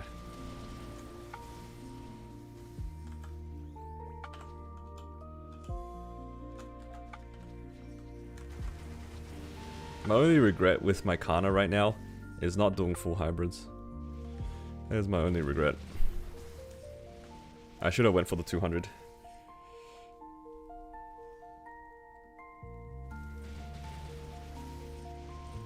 But unfortunately, I have to save for Shining, so no cubing. And by the time that Shining's done, I might not be even farming on this character anymore. Highly considering going back to my resistance characters. Maybe I'll push my Wild Hunter or something. Oh, but then again, I have the Maul duo on my Kana. Maybe I'll just keep training the Kana. Yeah, we'll see how much money we have left over after Shining. I might go back for some hybrids on this.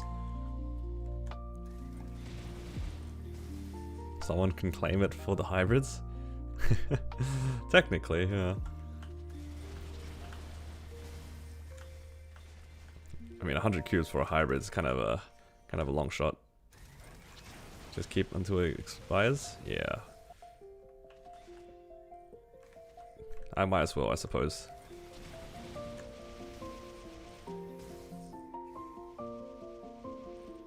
Yeah, no vac pet grinding feels pretty bad.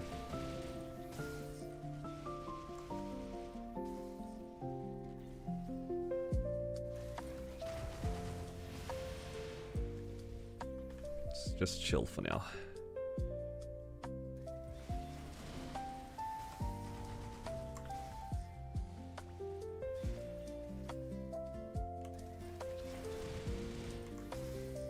Guarantees 2 hybrids from 100 bright cubes. You never know what the streamer client gives, right? I mean, today it gave me a book, just like not on a character that needs it. It's such a shame too, because I literally ran my marksman right before my hero, and I didn't get anything. Actually, no, I got 2 Twilight marks.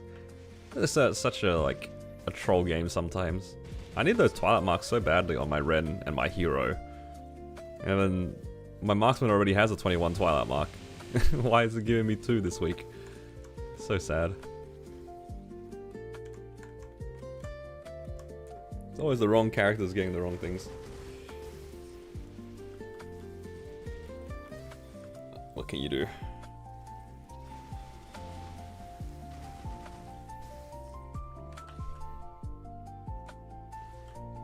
Alright, just give me a second. I'm gonna open my curtain and see if the sun is out.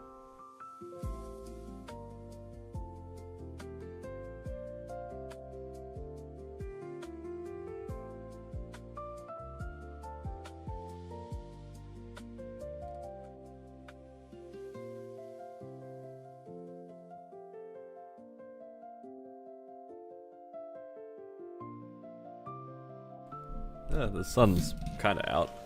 It's a bit brighter in the room now. Oh.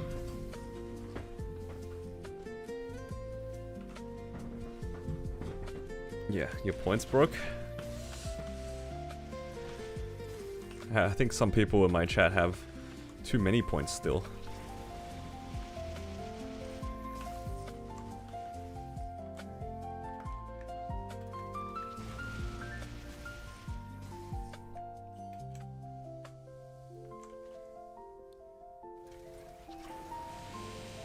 I can't have it be too low, otherwise I think I will be broke.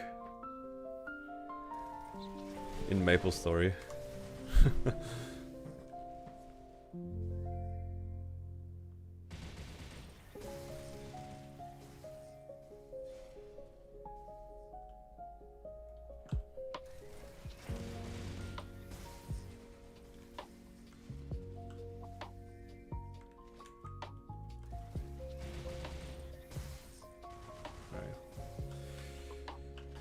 Now, what I want to think about is, what do I want for lunch? I'm probably gonna have like a normal lunchtime around 1 PM my time, which is in about 3 hours from now. So I'll probably stream for another 3 hours or so. I need to go and pick up some stuff for dinner, but at the same time, I should probably figure out lunch. What do I want to eat?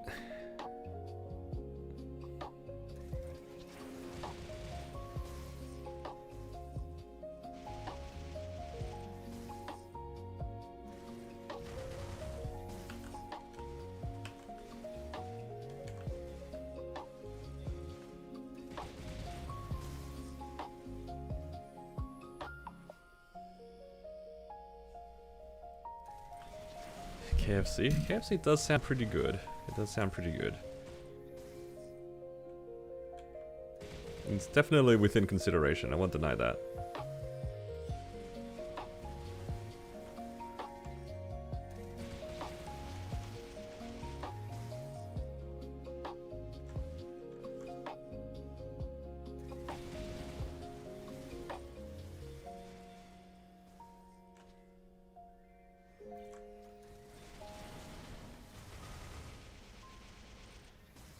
Dipped in gravy? I actually don't really like the KFC potato and gravy.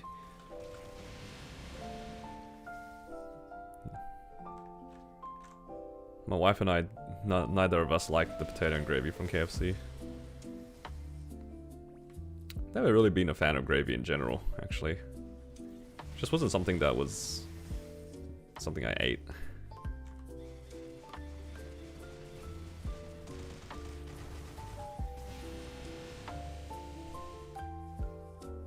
I think if it was part of a dinner in front of me, I'd eat it, but I wouldn't go out of my way to get it.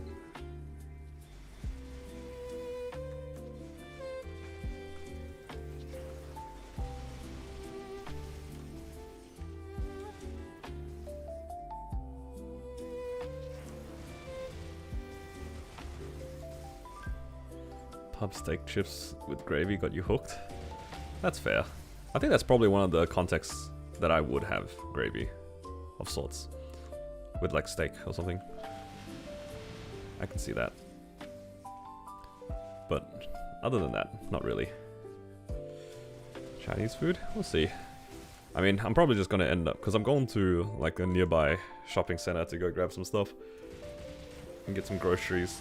I'll probably end up just going to the food court and just grabbing something there. Just because it's easy. What's the goal for the Kana? I think the ultimate goal is to get Black Mage cleared in 20 minutes. That's the probably the most obvious goal for me. In terms of its gear, I want everything to be 21 star. So yeah, 21 star, slowly work towards 3-lining everything, much like every other character. I think most of my characters are in 3-line pot waiting room, because a lot of them are 21 stars already. My Kana not quite there yet. But yeah, if I can get a Black Mage clear within 20 minutes, I'd be pretty happy. And then I could technically slowly work towards getting like a Hard Seren clear within like 1 or 2 cycles. Like probably 2 cycle Hard Seren would be pretty nice as well. I've slowly built tolerance to doing Hard Seren.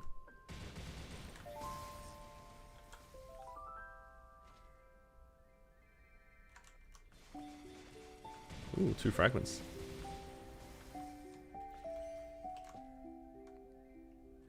Yeah, if I can solo Hard Seren, it'll be easier, so that I can just run it whenever. I don't have to wait for or hope for a carry. Like, I'm sure JH doesn't mind taking me, but it's just easier for the both of us if I just solo it.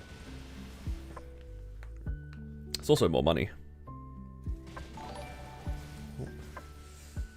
Hello, Bokchoy. Thank you for the follow. Welcome.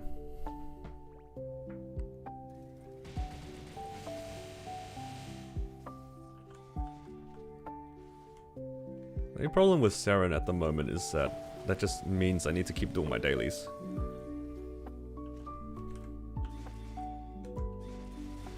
Because Sacred Force is going to be an issue. I ideally need 250 Sacred Force for Seren.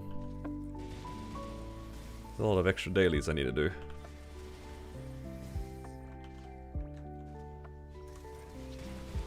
easy fix is to get to level 280, right? Just get to 280. So simple.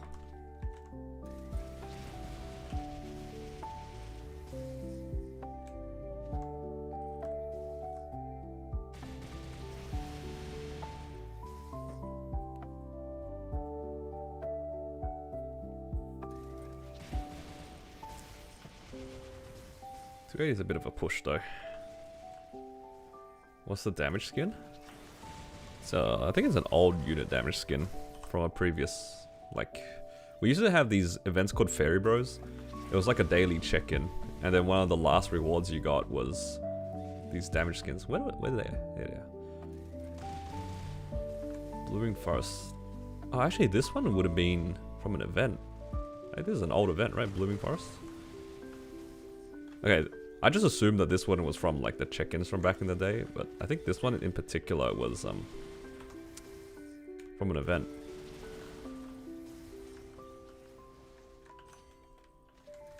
You get it from Fairy Bros too? Yeah. They haven't done unit damage skin selectors in a while.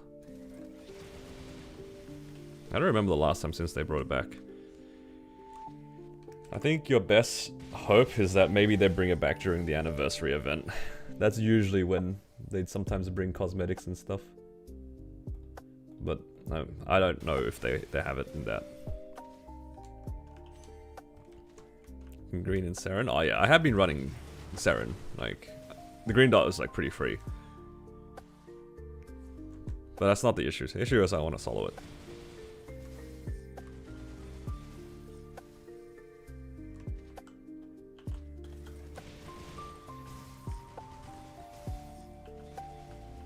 You gotta make a new NPC? True.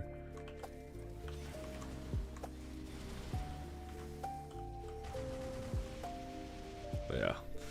They've been pretty stingy with the unit damage skins. They've been only giving you the ones from the current event, but they haven't really been doing like unit damage skins of the old ones, right?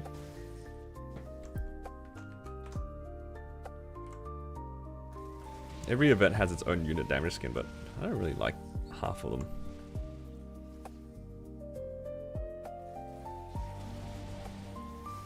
Where's this one's a unit damage skin? Is there like a Sengoku one?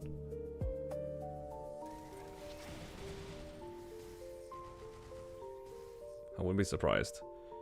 Oh, there it is right here.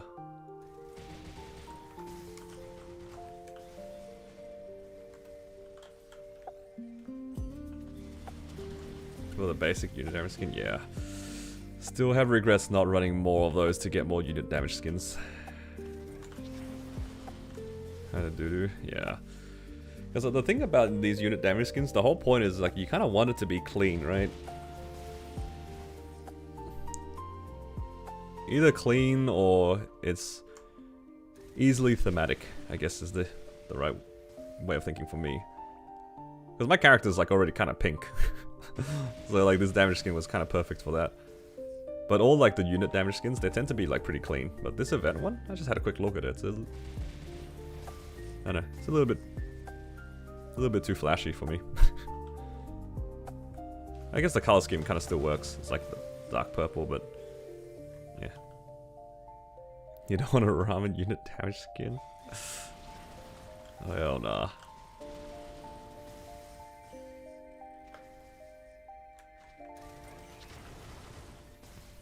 Actually, wasn't there like a keyboard warrior unit damage skin or something? Or was that from the previous event? I remember seeing people saying that they wanted that. It was like one of the ones that you could buy with either currency or with Meso or something. Is it this event? Yeah, I couldn't remember if it was this event or the previous one. There were some people that were really excited for it, but I don't know. Kind of people stopped talking about it. People were very disappointed. Is it bad? It's in the snapshot. I see. Not this one. It's the other one.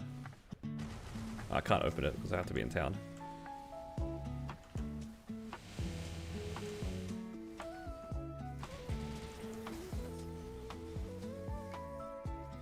PQ unit damage skin? I agree. That's one of my favorite ones. The blue one.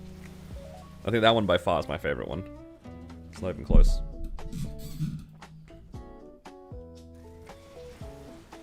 The decimal has its own unit? Like, oh, because it's like, each of them are like keyboard keys, right? So the decimal has its own keycap. I see. Alright, that's a... But then again, how would you do it without like that? I guess thematically it wouldn't make sense to have the decimal float by itself. I can see why it'd be chunky though. Makes sense why it looks kind of jank. Solid E carling after 12 hours? Nice. Congrats. Oh, you get a second plasma heart. Alright, because it's like 2 different shops, right? So if you did it in Challenger World, you get a plasma heart there, and you do it in the in like your usual server, you get another plasma heart. Okay, yeah, the decimal being its own unit. Yeah, I see it. I can see why people don't like it. Whereas like this one, obviously it's its own unit, but it doesn't have like a box around it basically. 12 hours dedication. No, I respect it. I respect anybody doing like a longer carling clear. That boss is Look, I'm in that boss for like 5 minutes and I'm still confused. I don't know what the hell is going on in P3. In P2, if I don't one burst it, it's just over. Like, I legitimately have no clue how anything happens in P2. So you know, all I can say is I respect it. I wouldn't do it, but I can respect it.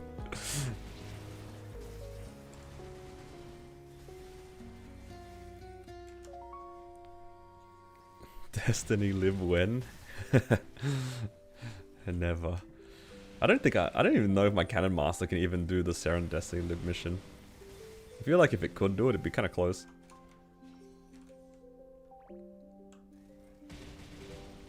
Blooming Forest is good? Yeah, I like this damage skin, it's clean.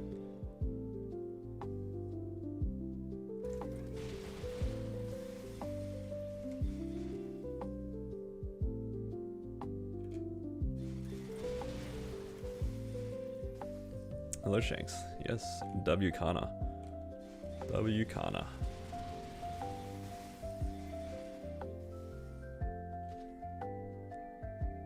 The shield, the healing. Yeah, it just means that like you have to actually burst during that phase, which is fine. It's more like you definitely have to try harder in the run compared to usual. It's a pretty significant damage decrease. Because then, yeah, the boss will heal a hell of a lot if you don't hit her. You haven't solid H Seren?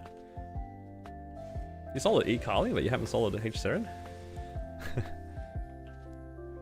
I reckon you should give a go at H Seren. It'll be a lot easier than E Carling, in my opinion. Although I don't know what the damage requirements are. I don't know how E Carling compares to H Seren, but I imagine H Seren would be way easier.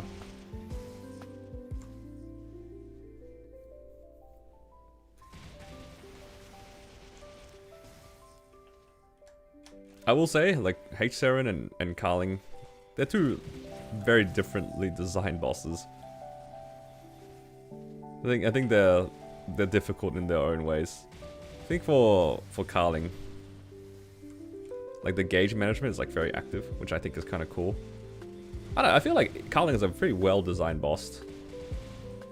I can't really speak for P2 though, but I feel like the other phases, they feel pretty well designed. And then, but Seren on the other hand, I don't know. I feel like if you don't know how to duck, it's kind of a hard boss.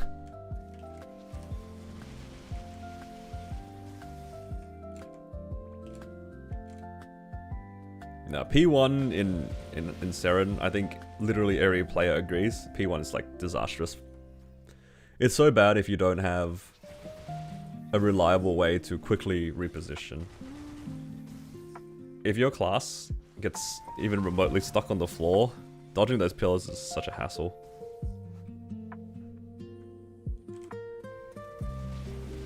P1 is comfy for Mihal. Alright mate, we get it. You have Royal Guard. We get it.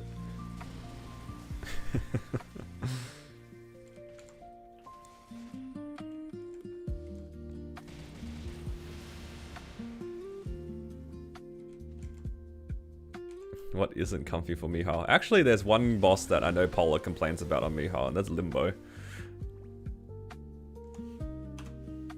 I've heard from him that... Actually, I had a Mihao in my party as well. It probably explains a lot why he had trouble in Limbo doing damage. This is just like, not really much that you want to get hit by. And you naturally just dodge everything so it's hard to parry or something. I don't know how it works, but I remember him complaining about it a little.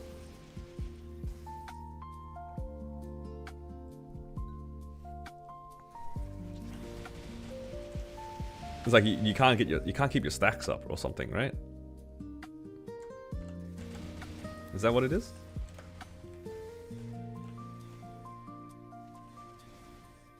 It's like there's not enough random stuff to get hit by.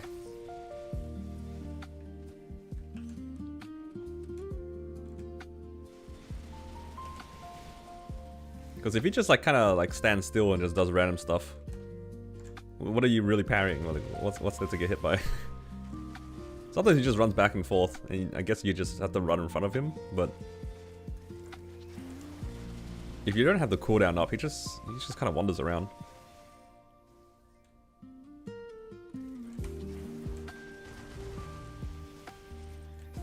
It's not really threatening, nah. It's a very telegraphed boss, for sure. I can imagine a world where like you parry a hit, and then he does a attack.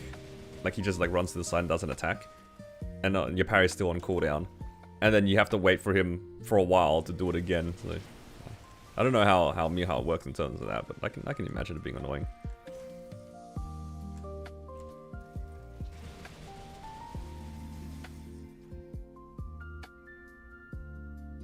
You don't know if you're bursting on Kana the right way. You press your skill sequence.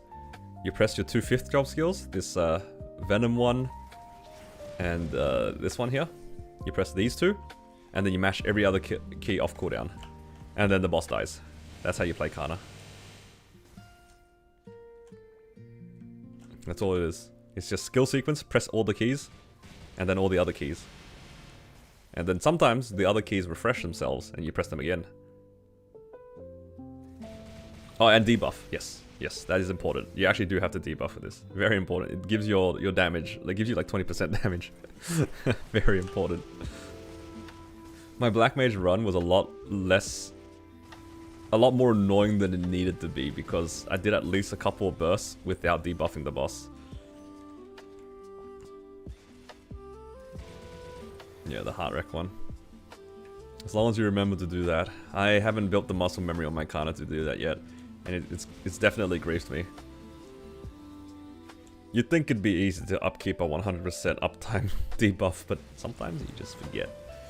I've never been good with like debuffing the boss with my own debuffs.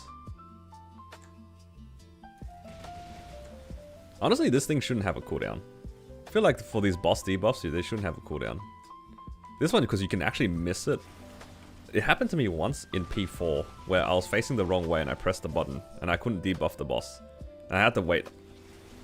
This is like an extra like 5 to 10 seconds for it to come off cooldown after my burst came up. Para-targeting is okay, because it actually repositions your summons. And also para-targeting after you hit the boss, it's permanently debuffed. So you only need to do it once at the beginning of the fight. But my hero puncture, 100%, same problem, right? I just forget. You would expect me, after playing classes like Hero and Corsair, classes that actually debuff the boss to try to upkeep it. I mean, technically when I was playing Jet, it had the same thing as well. You had to debuff the boss on Jet as well. Half the time I forgot anyway.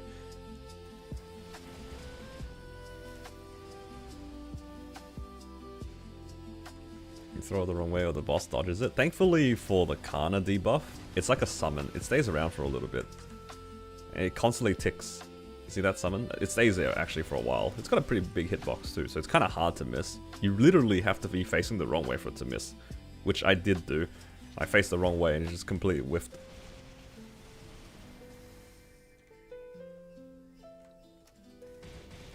What do you think the 6th job would be like if they didn't delete Jet? You know what's funny? The first thing that I thought about was actually Corsair's origin. Like, Corsair's origin is like, you kind of summon the Armada. It's like a ship spawns in the back and it just like shoots everything on the map. I feel like Jet could have had something similar to that because that's kind of like part of their lore. Either that or she just summons a bunch of the robots. Like there's some NPCs in the ship Jet, the Jet ship, where it's like the bounty hunter guys. I can imagine Jet calling them for reinforcements or something. B-Town boys, yeah. Or just like summon all the homies out to just bash the boss. That works too. Backup Beatdown was such a random skill to give Jet, actually, in hindsight. Considering it's like a Hurricane class with a pistol and like summons and robots and stuff like that, and just randomly give it a key down where you just throw hands at the boss. Like, now that I think about it, it was such a random skill to give the class. But it makes sense, considering Zen. I think they just probably copied Zen.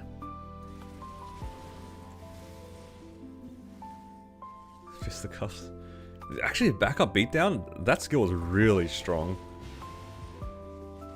Like, peak Jet gameplay is that you do your skill sequence, or like the equivalent of the skill sequence back then, and you do Backup Beatdown, and you cooldown skip Backup Beatdown, so you do it multiple times.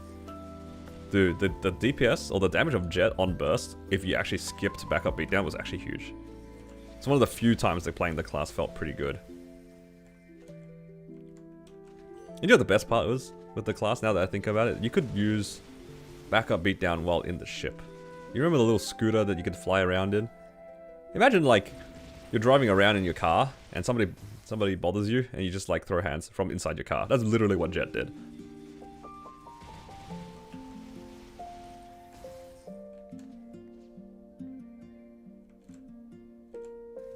But it did do a lot of damage. I won't deny that.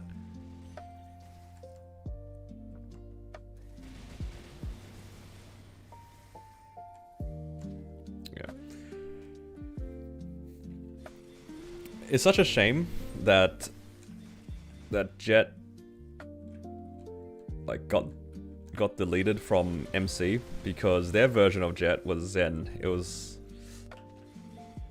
themed differently.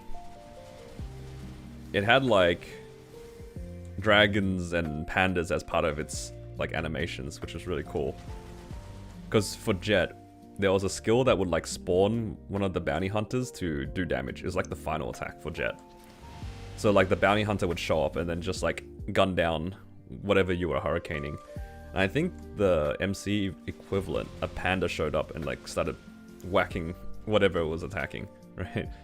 But Zen was deleted from the server before the release of the car, like the new 5th job skill that allowed you to scoot around and stuff.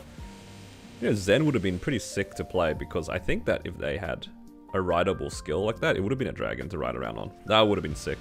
Because like the scooter also had a laser beam. Like you could press the skill again and it would shoot like a bunch of lasers from the front of the car. Like for Zen, that would easily have been like a dragon breathing fire animation or something. That would have been sick. There was so much potential with the class in MC. I really wish that we had the aesthetics of Zen as opposed to Jet. I mean, I like Jet, don't get me wrong, but Zen's aesthetic was so much more coherent.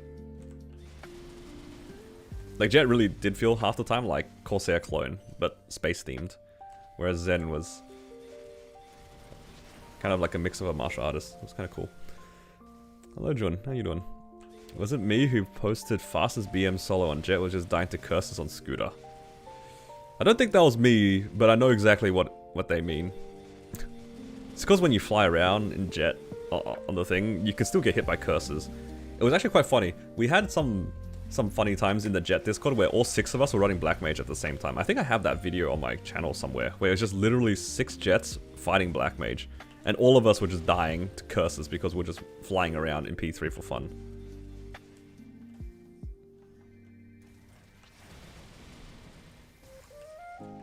Alright, let me grab some more coupons. I'll train for another half an hour, because reset is coming soon. And then I can do my dailies after.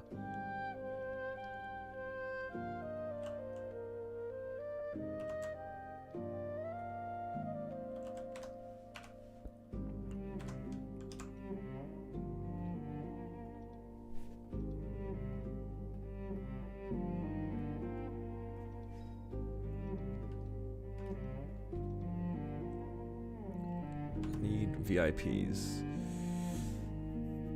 Do you do any Grandest Party bosses on my characters? Nah. Not really. It's for exactly what you said. It's like the scheduling for it. Look, I don't really mind doing party bosses. Like, honestly, I make it sound like it's a big deal in terms of scheduling and stuff. Like, I hate scheduling, which is still true. I don't really like scheduling and all that sort of stuff, but it's more of like, scheduling is one thing, but I hate setting aside time to do specific things. Where's my webcam? Oh yeah, that's right, it is off, isn't it? It was because before my room was really dark and I didn't want to like turn on the lights. But now I'm less of a gremlin, so let me put it back on.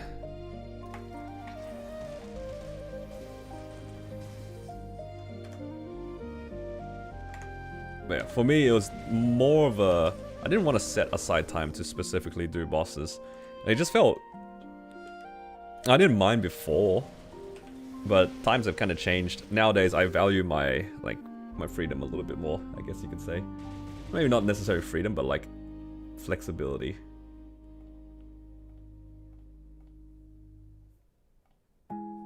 There we go. Webcam's back, boys. My room is actually well lit now. I'm not just sitting in a dark corner anymore. Scared you? Alright, I see how it is. Shirtless and sweaty is crazy. It's actually kind of cold right now. All relative though. For the last like summer, we've had like 40-degree days. And now it's 20 degrees. Oh my god, it's so cold. So cold in comparison.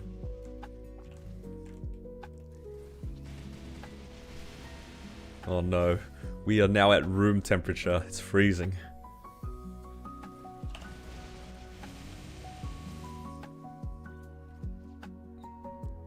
Yeah, it's all relative though. I think in the next week though, it's gonna go up. Let me have a look. Yeah, so it's starting tomorrow all the way through to Sunday. It's going to be like 28 degrees. I hope that Saturday doesn't rain. That's when my sister's wedding's gonna be on. She was kind of sad about like it potentially raining on her wedding day, but my wife was actually saying to her, "Ah, it's fine. Wedding photos in the rain is aesthetic." Yeah, we'll see how it goes. Yeah. I don't know how many of you guys can relate to this. I've been to plenty of weddings. Like I've been to some of my friends' weddings, a bunch of family weddings and stuff like that. Obviously my own wedding. And I don't know, it feels weird knowing that my sister's gonna get married soon. She's like younger than me. In my mind, she's always like 12 years old. I don't know if that makes sense. I don't know how many of you guys have younger siblings, but to me, they're always like just young. And now she's getting married. I don't know, it feels kind of weird.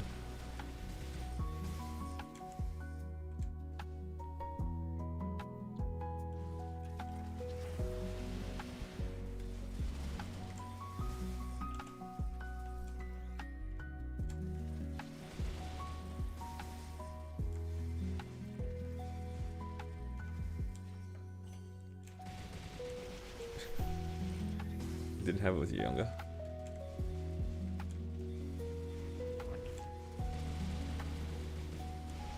I'm 50 or something? Excuse me? What are you talking about? What are these comms? Still feels unreal? Yeah.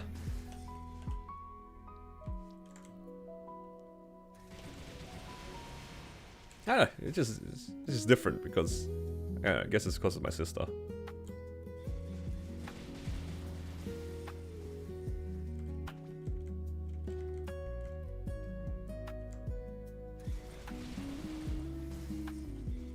Pushing 70, dude. If I look like this at 7 years old, I'd be pretty happy with myself.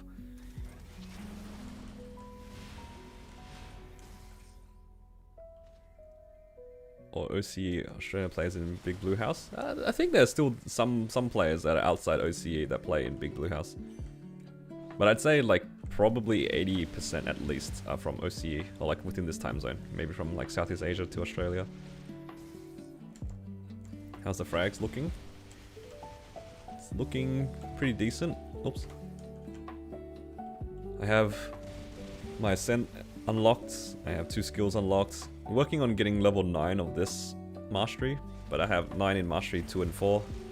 I have a little bit in my hexastat, but it hit 3 on the top line, so I don't want to invest in it anymore.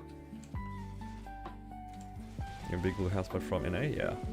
I'd say like, yeah, probably 80% are from OCE or around that time zone.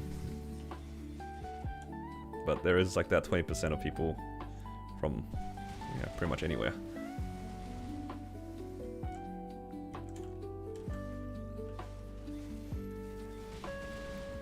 We'll say that the guild is definitely more active around OCE prime time. But it's not like there's 0 people online around this time. I mean, look at me, for example.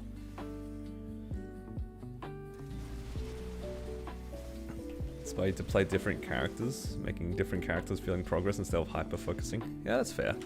That's definitely me as well. Like, once I hit 285 the first time, honestly, like, I didn't even really care for hitting 285. But I had 2 guys in my guild who really wanted to run Limbo, so I was like, okay, fine, I'll go get 285 and we can try Limbo. But yeah, it's alright. I don't really care for that. I do prefer to prog a bunch of characters. Black Mage is my endgame, and I'm happy with that. I don't need to prog further. If we get a Hyperburn with Wild Hunter, would a Hyperburn Wild Hunter or Kana? I think that Hyperburn is Wild Hunter specific. If I could choose, I would Hyperburn Hayato. Because I already have my Kana and Wild Hunter. So the decision was kind of already made for me. But if I didn't have any of the 3, I would still probably pick either Hayato or Kana. Because the classes just are better. But I suspect they'll probably copy-paste the Hyperburn from KMS, which was Wild Hunter specific.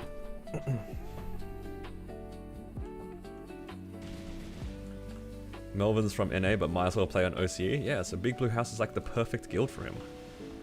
It's not about when you play, it's about when everybody else plays. Wild Hunter plays like Ren, sorta.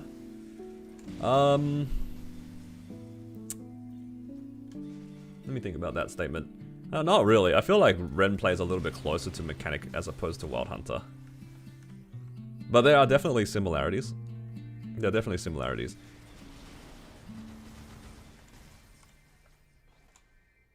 I'd say Ren is like a cleaner version of Mechanic as opposed to Wild Hunter. I think a class that plays similarly to Wild Hunter is actually Kana. Going to bed? Alright, good night, Baron. Thanks for dropping by. See you again in the morning if I happen to be streaming. Plays like resistance classes. It can kind of play like that. It's because like a lot of the resistance classes right now, I wouldn't say all, but a lot of them have a similar burst sequence. They do their burst sequence and they have a key down. Like a lot of them have that. Wild Hunter's like that. Xenon is sort of like that. Mechanic's like that. And then for Ren, she has like the black skills, right? So like a lot of, she's just like a low cooldown skill that you press every once in a while. Like pretty much every resistance character has that they weave in. Mechanic has Distortion Bomb. Wild Hunter has Jaguar Storm. Jaguar Rampage. But I'll be honest, like it's just similarities. They do play like pretty differently though.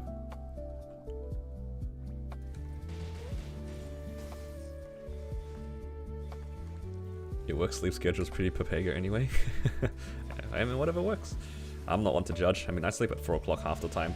Speaking of which, I'm like kind of messed up today because I couldn't fall asleep. Because obviously, if I sleep at 4 AM on most days and I wake up at like 12, right? I get my 8 hours or whatever of sleep. So I sleep from 4 to 12. I needed to wake up at 6:30 today. And I tried to get to bed at 12. Like midnight, you know, get about 6 hours and call it a day. I could not fall asleep. I could not fall asleep. I think I fell asleep at like 3 o'clock or something like that because obviously my body's like, well, it's a little bit early, and you've only been up for like, you know, 10 hours. You're not going to sleep. I went to bed at 12 and I couldn't fall asleep until at least 3. I know that as a fact because I have a light outside my bedroom that turns off at 3 AM. And I heard it turn off. The moment I heard it turn off, I was like, oh great. It's 3 AM, my eyes are closed and I'm not asleep yet. But I obviously still had to wake up at 6:30. So I fell asleep sometime around 3 o'clock. So I'm running on like 3 hours of sleep right now. I was so annoyed, but it's kind of my own fault. It's so sad. That's what I get for like having a bad sleep pattern. So I'm just gonna like see if I can muscle it out. Tomorrow I gotta wake up again at 6:30. So best case scenario is that I stay awake all the way until like 11 or 12, and I have a perfect sleep and wake up at 6:30 fine. That would be the ideal situation. This is what I get for having bad sleep cycles. Wish some of the damage was converted to FD so Janus hits. Yeah, I can see that.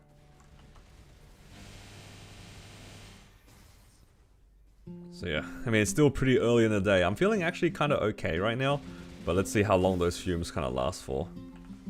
Because I'm really worried about going back to sleep. If I go back to sleep, it's 100% cooked. Like, my cycle is like gone. But I think I might try starting today. I have to say this every week. I'm gonna try starting today to like have a healthier sleep cycle. If I can go to bed closer to midnight and then start my day closer to like 8 or 9 o'clock, it'll be better than falling asleep at 4 and then wake up at 12. You know, it's the same amount of sleep, it's just... I think it will make more sense to do something like that. Chug coffee? Nah, like, caffeine doesn't do very much for me in terms of waking up.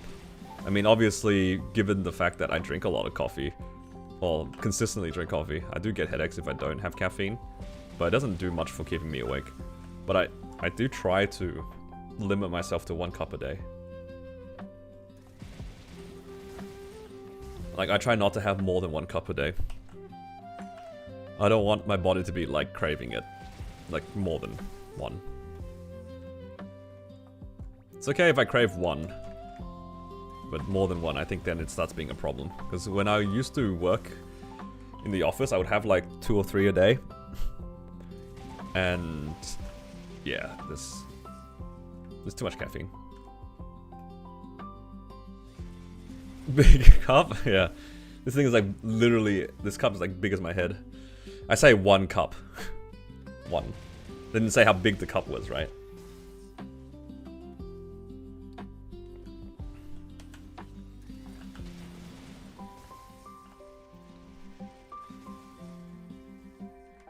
It's like when you say, you know, only have 1 glass of wine. Nobody specified how big the wine is. Yep.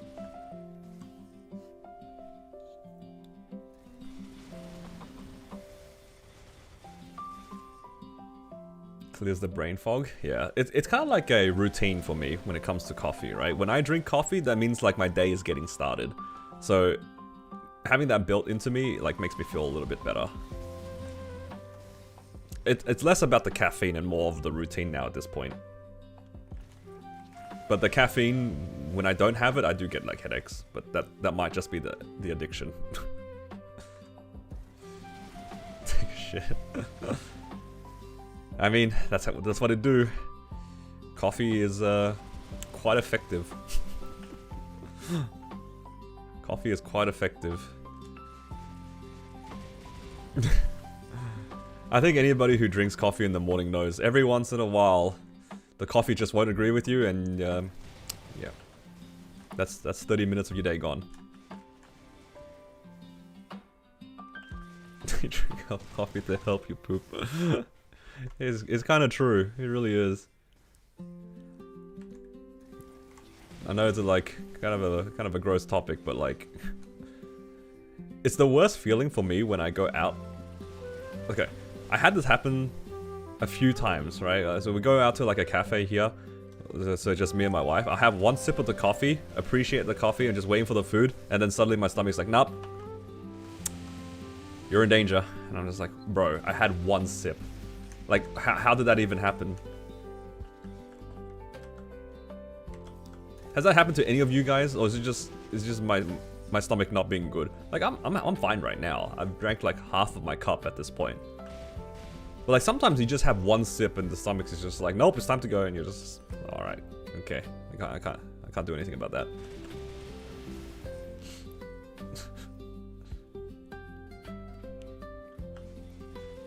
September year 2. I still need to do the rewards from the previous one first. I need to do my Afterland stream, which I've like hella procrastinated. It is cooling down, so maybe the Ring Fit stream is on its way.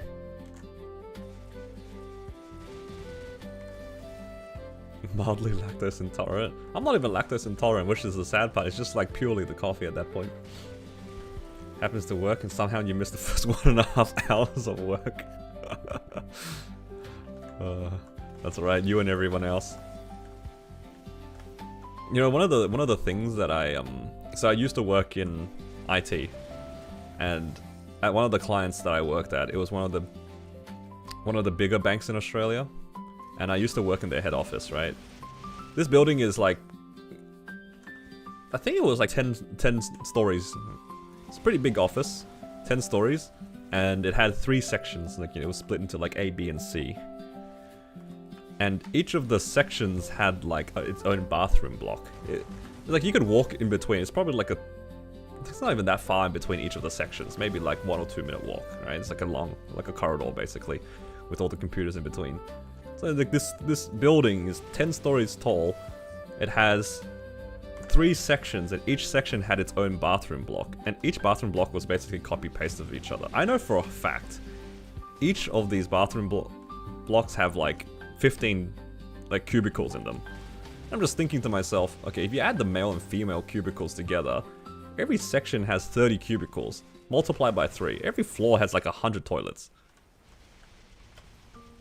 And I was just thinking to myself, why are there so many toilets? And then I think about the amount of coffee that these workers, like myself included, drink. You're gonna need all those toilets at some point.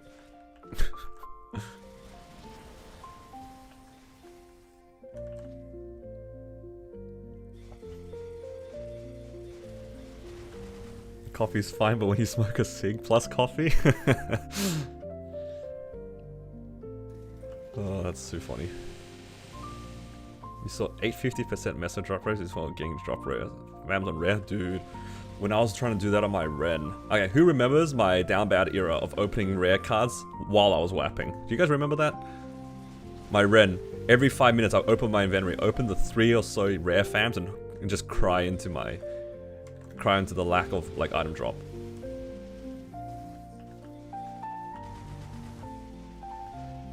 Alright, I got a question for you guys, for those who work in like an office. Do you guys have a favorite cubicle? I know it sounds kind of dumb, but I bet you guys do. I know I did. Specifically when you're in the work office. Did you have a preferred seat?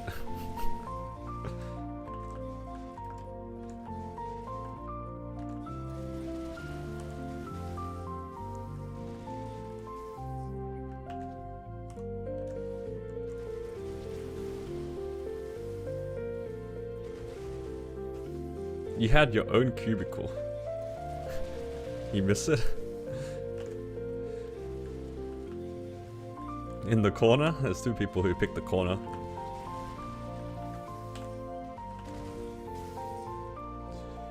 That's pretty funny.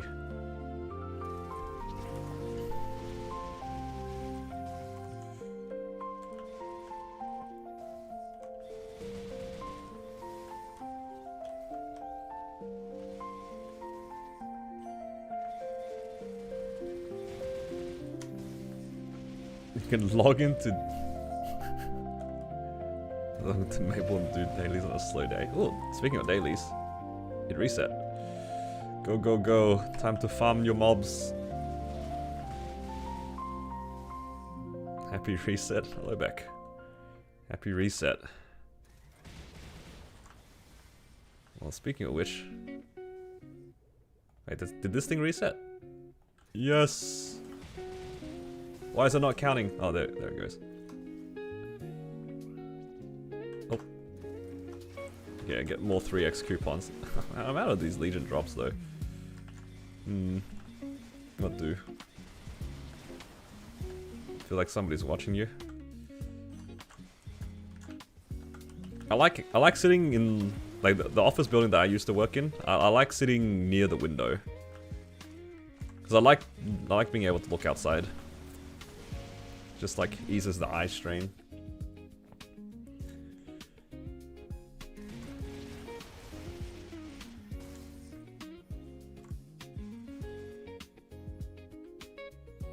I didn't have that many issues with like people being like able to see what I was doing.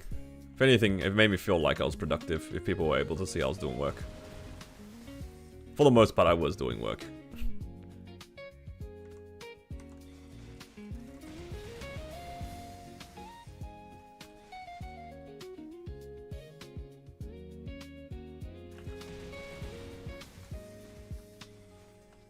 Whenever I didn't want to do work, that's when I'd go down and get a coffee. Yup. That's the trick.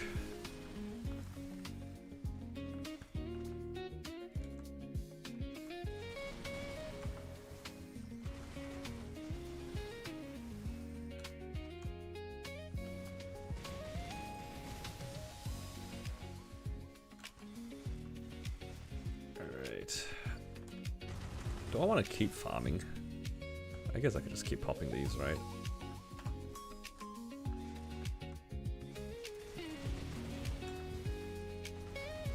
Nine hours a day?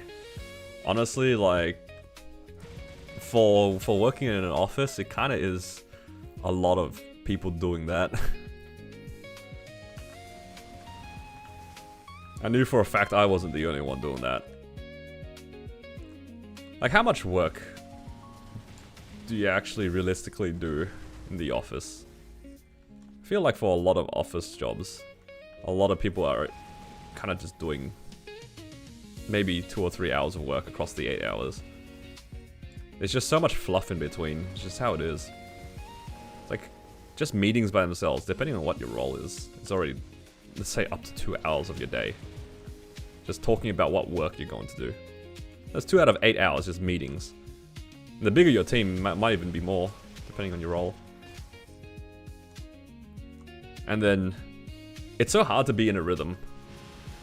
Like for me, if I started at 9, I would usually have a meeting at 9:30 in the morning. They call it a stand-up. For those who don't use Agile. Oh my god, stand-ups. This is like you do a stand-up meeting at 9:30, so like from 9 to 9:30, you're like effectively doing nothing. You can't do work in half an hour. That's like you open your computer, and then you're waiting for the meeting to start. So that's like half an hour gone already. And then you do the meeting. This thing lasts anywhere between half an hour to an hour, depending on what people get sidetracked on. So let's say, like, conservatively, it's like half an hour. So now you're really starting your day at 10. And then from 10 to 11, maybe you'll get some work done. And then suddenly there's another meeting from 11 for however long. And then after that meeting, everyone's like gone to get lunch or something, so you go get lunch. So you've only done like half an hour worth of work here at this point. You get back from lunch, it's 1 PM. You try to do work, but you probably have another meeting at 1 PM for whatever reason. And then it's like 1:30. Then maybe you can get some work done. And then there's like some other bullshit meeting at 4:30. So across the whole day, it's just like 3 meetings, lunch. It's like, how do you even do work, man? It's not possible. No, you can't get into a rhythm at all. Like, for my work, I need to stare at like code for a while to figure out what the heck is going on, so I can figure out like what's broken, what's not broken. Like, I actually need to like sit down and just stare at it for a while. That's my work. How am I supposed to like keep my focus if just a bunch of random meetings come up? You just can't. This could have been a meeting. Oh, it could have been an email. It's not even just that. Like, sometimes you do actually need the meetings, but it's just to make it convenient for the managers. They will just sporadically put it throughout the day, whatever works for them, because typically they have like, at least for the managers I work for, they are constantly in meetings to try to figure out what we need to do for our team. This is when you just need to exclude the developers and testers, man. Like, I feel like if I had a better leader for some of the work that I did, it would have been a lot easier, because like I didn't need to be part of everything. They could have queued me in afterwards so they didn't let me focus, right? I think if you could exclude the developers as much as possible would be ideal, because you kind of just want to get the stuff done. It's kind of hard.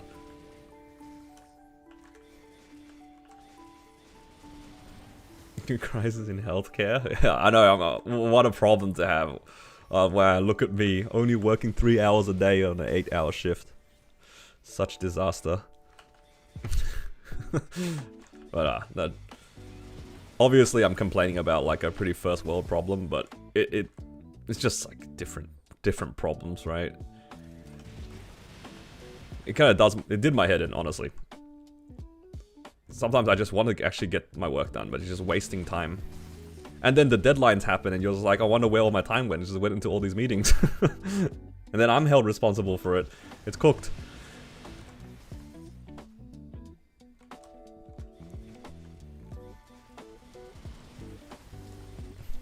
What do you do when it's not broken? Oh, there was always things to do. Like, if the code wasn't broken, there's like infinite documentation that you needed to do. Bug-free code, that's crazy. Sometimes though, like, there is downtime, even though like technically there'll probably be issues, right? But there's a lot of downtime in waiting for the users to test as well. So like, I would be doing like parts of the QA, but I also needed the users to do their own testing to show that, well, is the thing I fixed actually fixed? Or did I think I fixed it? That was probably the most annoying thing as a tester. Like, I can try to figure out all the bugs I want, but it doesn't mean anything if the end user doesn't actually tell me that it's working correctly. Like, I can only do so much QA, right? I still need it to be tested for the user to be like approved.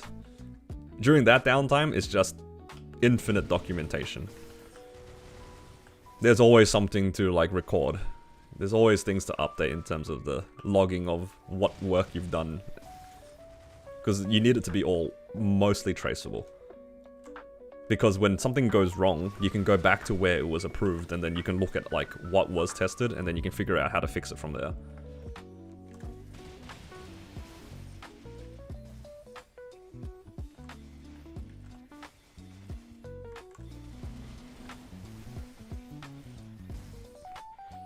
Yeah. Well, I don't have that problem anymore. I have different problems now. Thankfully, they're all Maple related. That's probably a good thing. If all my problems are Maple related, I'm probably doing okay for now. That's living the life. What a privilege.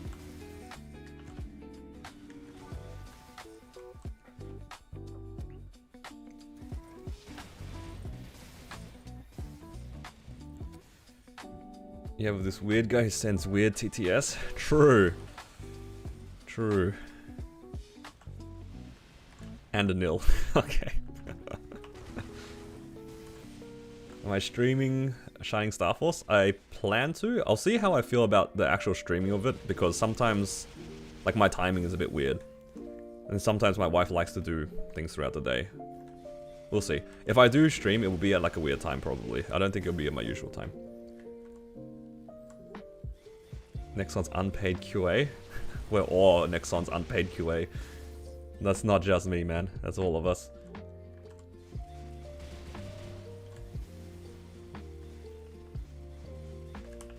Hitting, booming. Yeah, we'll see what happens. And hopefully I hit, but I only have so many spares.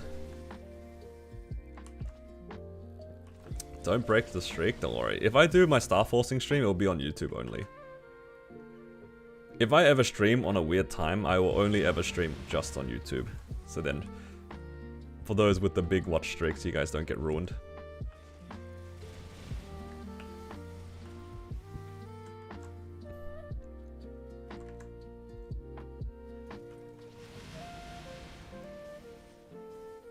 Alright, what's the plan now? Am I doing my 50k mobs right now? Then I can put my character straight into the break room. Thoughts?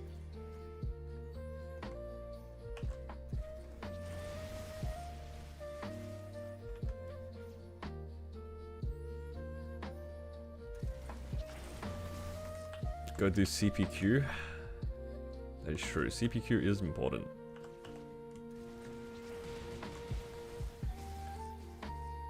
And we'll probably do at least another half an hour though.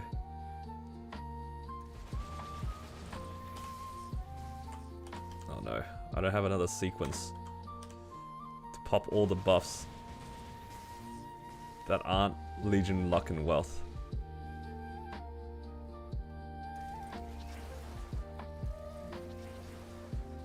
I'm just gonna budget fix that sequence because I'll put it back later.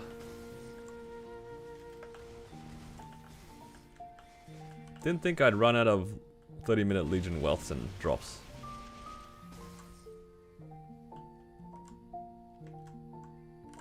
It's alright. Yeah, the nice thing is, like, the FAMs reset as well. So now I'm back at 100% FAMs. We're doing it, guys. We're saving. You know, actually, if I finish all of my weeklies, I get, like, another 70 or so bill. And then on top of that, we have our Black Mage runs. If I do all of my Black Mage runs, I could actually hit 200 bill before Shining. Or, like, on Shining. Do I want to do that though? Do I really want to run Black Mage on Sunday? I'm kind of lazy.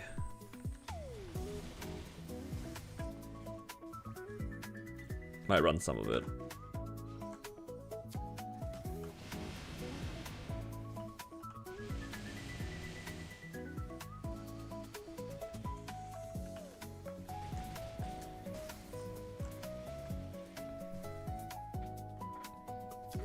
Run it if it's going well. I would like to run it on my Kana. I would like to see the difference. Because my first Kana Black Mage solo was like 50 minutes. But after Shining, I will also have the Raw. Oh my god, I can actually see the difference. That'd be sick. I mean, honestly, it's just a secondary. Secondary plus Raw. That's all I'm really gaining from it. But it might be a noticeable difference.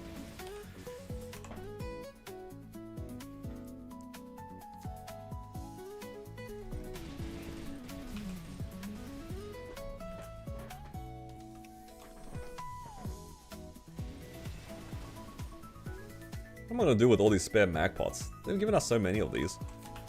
Just been like drinking them on my Kana.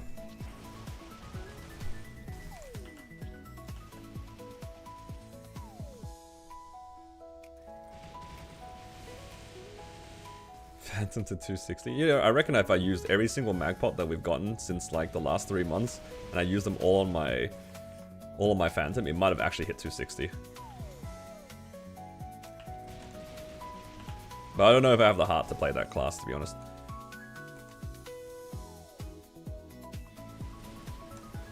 Even right now, my marksman is kind of dubious. Now, for Phantom, the main issue is the Vac Pet. That's probably like 90% of the reason why I don't want to play Phantom. But it's more like... it feels kind of bad playing characters that I know that I've neglected the Arcane Force on.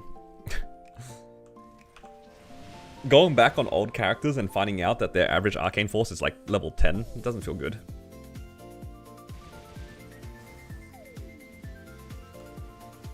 Compare that to a Hyperburn, like when I made my Ren, for example, like you kind of just did your dailies and then next thing you know it was average level 14. Like the fact that my Kana was already decently arcaned up was, you know, helped me playing the class. But if I compare it to like my Ren, I don't know. My Ren was just so easy to do because you were doing the dailies anyway. But going out of your way to do dailies on an older character and seeing that they're like kind of Pepega, it kind of feels bad. That being said though, I do need to find a place to put these extra arcane boxes on. I don't have any characters to put these extra arcane boxes on at the moment. I mean, yeah, I can put it onto my marksman. Not my marksman, sorry. My bowmaster, that's kind of funny, but realistically I'm never playing my bowmaster.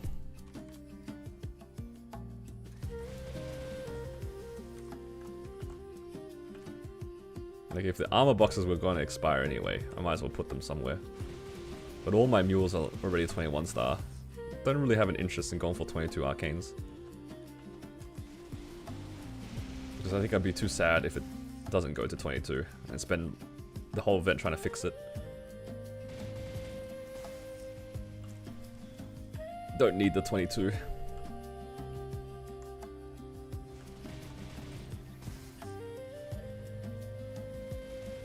How many of you guys have 22 arcanes on your mules? Tap without safeguard? I mean, yeah, I don't safeguard arcanes.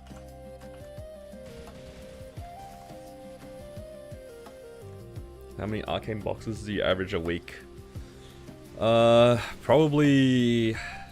Okay, across 12 characters, okay, that's the context. I run 12 characters. I probably average anywhere between 4 and 6 a week. Between weapons and armors, like... This is not armors only or anything like that, it's kind of random. I think this week I've seen like maybe 4 weapons and 2 armors. Maybe 3 armors. So this is like on a good week for me, I'd say. That's a lot of weapons. Don't really need the weapon boxes, but hey. You like Kana more than Hayato? I haven't even tried the new Hayato. I already had my Kana made from a while back, so this is an old Kana. What are my Xenon's fams? 30, 20, 20 for boss fams. And then it has a large drop. It probably has ID fams too, but I don't remember what they are. How's the training?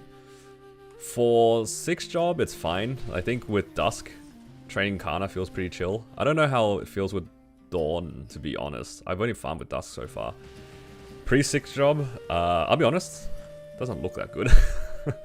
Doesn't look that good pre-6 job. Like, yeah, the summon jumps around and kills a bunch of stuff, but it's not fast, it's not consistent.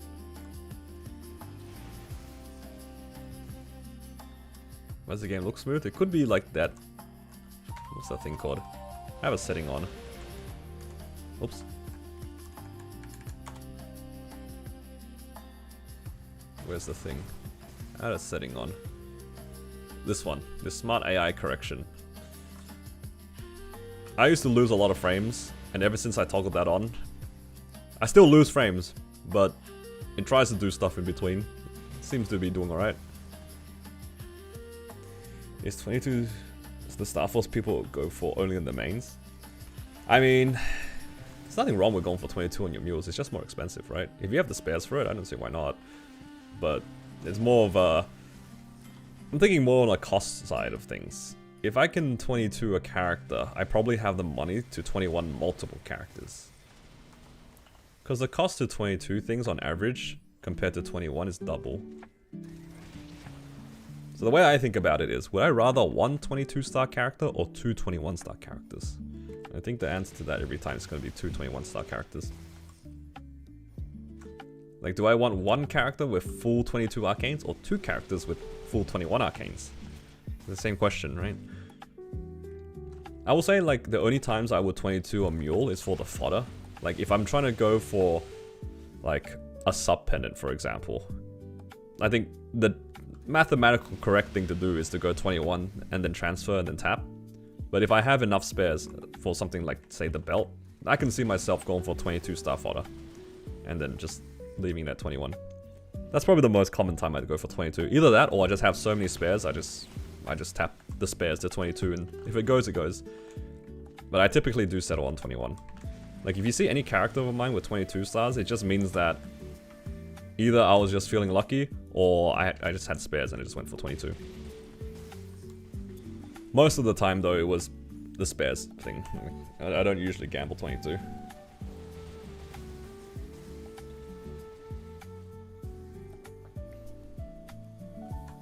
The only exception that I go for 22 for is like CFE, Dreamy Belt, sometimes Zerk and Eye Patch on the mules and stuff. Just because like your alternative gear might be, you know, about the same. So if I'm going to replace the gear, I have to redo the pot, I have to redo the flame, obviously the Star Force. So I figure if I'm gonna be paying all that money to fix all these things anyway, I'm gonna make it like a solid gain. So sometimes I'll just go 22. And if it doesn't go, then, well, that's fine. But if it goes, at least once I fix the item, it will be significantly better than the alternative. And that is good. Good to me. There's no point for a mule to gain 1% FD. That's kind of how I view it.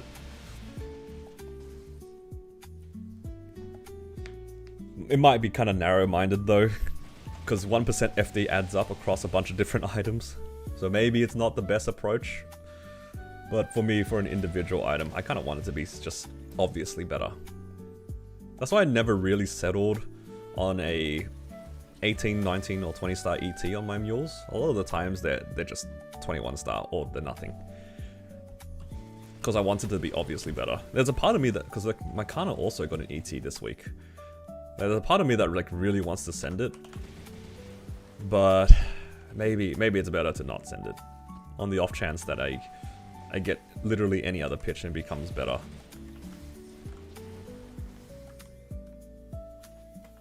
ET if you sell too low. It just seems kind of pointless. That's why I say like I don't really mind just sending it and hoping it goes. It's like I said, you spend all this money getting it to like a random star that is technically better than what you have, but then you spend all this money to get like 1 star's worth of gains. Like you could have just tapped something for that 1 star. I don't really have that mentality of like be done with certain gear. I mean sometimes I do, but that's not my main concern. My main concern is like if I'm gonna work on something, I want it to be like obviously better.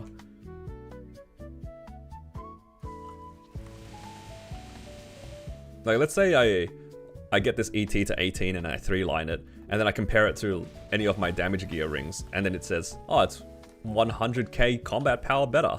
And I'm just like, I just spent all that time for 100k. Like, it's so pointless on a mule. If it said like 2 mil or 3 mil, like, okay, you know what, that's gains. But if it's like 100k, it's like, okay, well, that's like literally whatever.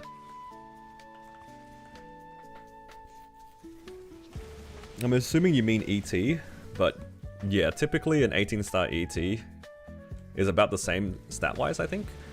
It's very close stat-wise, but the potential makes it better for the ET. But as soon as you get a single bit of set bonus, then it's 100% better. I think you can even say it's better than a 22 star Meistering. I forget what exactly the math is, but the base stats is like pretty good because it's a level 200 item. So you get it to 18, there's a lot of extra attack. I think it's like 30 attack or something. Actually, no.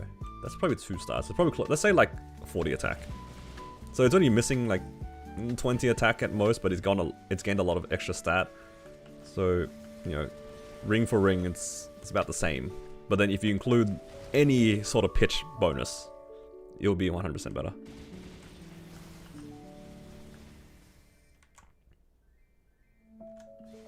$19 stars, 100 stat, and 58 attack. Alright. Do I have a 21 star ring on me to compare that?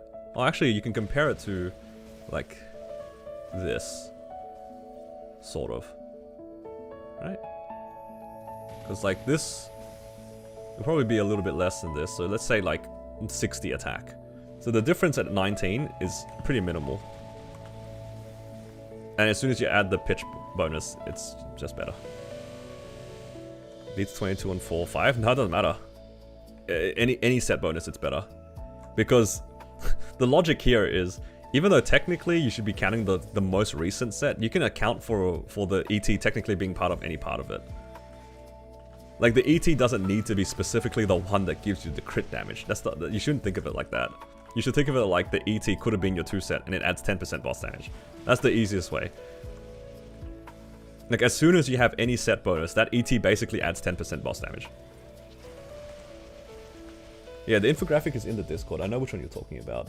I'm just talking about, like, stat for stat wise. It's, like, pretty similar. But yeah, 18 star, 19 star ET, typically better. Don't even need to go 19 star if you have any set bonus.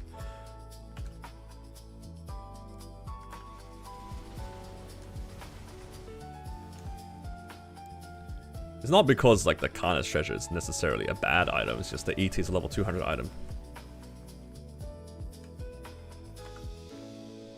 Level 200 item is a significant amount of extra stat per star. So much value.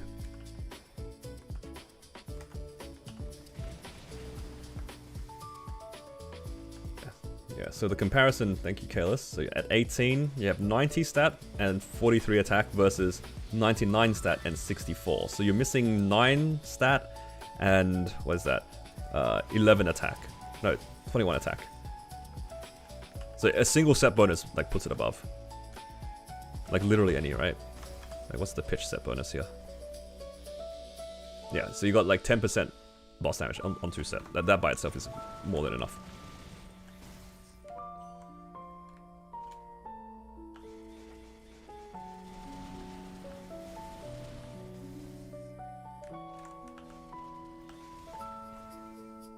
Now, in my mind, the way that I would like kind of classify the ET is that if it's part of your set bonus, that ET is going to be like the one that's giving you the boss damage. Because you know for a fact that every single one of your other items are going to be part of your set bonus anyway. So you just take into consideration, I guess, like the best case scenario. So it could be like the boss damage or the crit damage. That's what you're supposed to compare the ET against the KT at 18.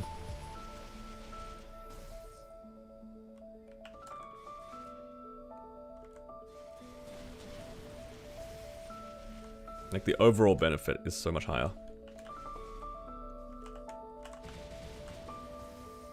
Hello JH, good morning. Ah, I forgot to pop the coupons. This is a classic right here, guys. Nobody noticed it. I didn't notice it. My 20-minute coupons ran out like 5 minutes ago. God, I do not miss these days. Who else remembers doing this? Man, this brings me back to the days of like playing without the little coupon timer thingo. Every time, man.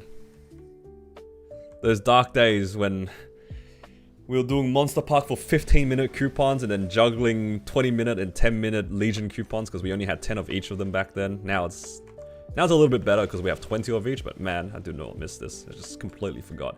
And now it's too late to pop the coupon. I don't want to pop a 20-minute coupon with 13 minutes left. What style would I recommend Absols and CRAs on mules? On mules? Absols, I wouldn't push any further than 18. Like, you can go to 18 if you want. But I'd say like 17 is also fine.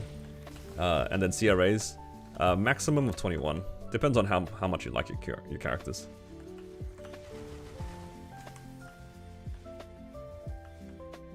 Go get 10-minute coupons?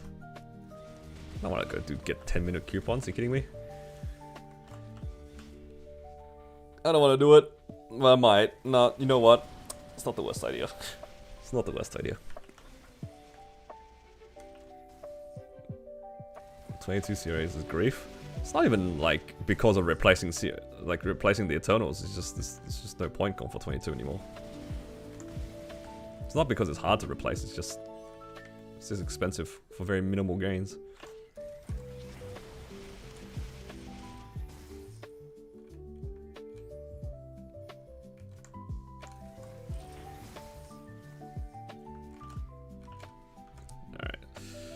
There's a rune spawn. I'll go get the coupon now. Just to clarify that point, I can give my opinion on like the whole 22 CRA thing. Like for me, there's no real point in trying to go for 22 CRA if you still haven't finished the other items yet. Like if you had finished every single item that you're currently using and they are all 22 and the only thing left on your character to get to 22 is your CRAs, then it's up to you if you want to do it at that point. But typically speaking, it's very possible to get access to Eternals without 22 CRA. Like, there's more than enough damage in the game for you to be able to party up in NCARs and ECAR to get your Eternals. And once you get your Eternals, 18 stars guaranteed. Once you get 3 set Eternal, like hat top bottom to 18 star, it's at least as equal to 22 star CRA. It's like 0.5% FD increase if you have 18 star 3 set Eternal. So by that logic, there really isn't a need to go for 22 star CRA because technically the replacement gear is definitely accessible without it. But at the same time, you're also paying quite a lot for like temporary gear. Going for 22 is not ever cheap. unless you happen to get lucky, right? That being said, that doesn't mean that you shouldn't ever go for 22 CRA. There is definitely a world where you don't have access to Eternals, or like you're not really interested, or can't get into a party, like whatever the reason is, right? If you finish everything else, if all of your rings, and all of your accessories, all of your Golux pieces, all your arcanes are full 22 star, and the only thing left on your character to do in terms of Star Force is the 22, your CRAs, I mean, I guess you could do it. But that's up to you, because technically by that point, you are absolutely able to at least party up in N Carlos and E Carling, at the very least. I'll be very surprised if somebody is in like full 22 star gear, except their CRAs, and are still not able to do N Carlos. Outside of like scheduling issues, of course. Like, I think at that point you can even just solo it. Like, you can probably solo it way before it anyway. If only E-Carls gave half a cookie still. Agreed. Hello, Dash. I'm doing well, thank you.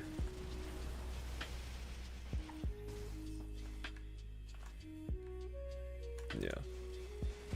Going for 22 star CRA is something a little bit of the past, because we had way less ways to get damage. Like, in the times before we had 6 job, for example, you kind of just needed as much damage as you could to even access some bosses. And 22 CRAs was a very common thing to do because of the availability of the spares. It's one of the few items at the time that, like, you didn't really mind blowing up. But now, a lot more of the gear is accessible. Like, it's a lot easier to get arcanes, technically, because you just get into the bosses earlier than you used to be able to. Now we have tradable boxes as well. So even if you had like 1 or 2 characters that you're trading carries with, like, you can get a lot more arcanes. Full 22 in Limbo territory?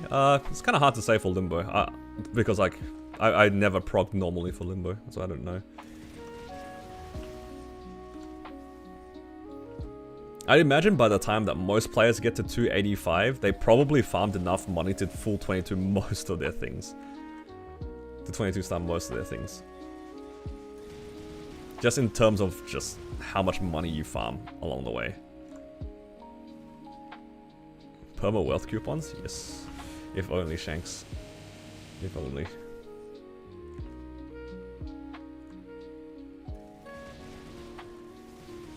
Depend on Hexa, yeah. I mean, I feel like by the time that you get to 285, your Hexa's already pretty solid, unless you invested a lot into Soul Janus.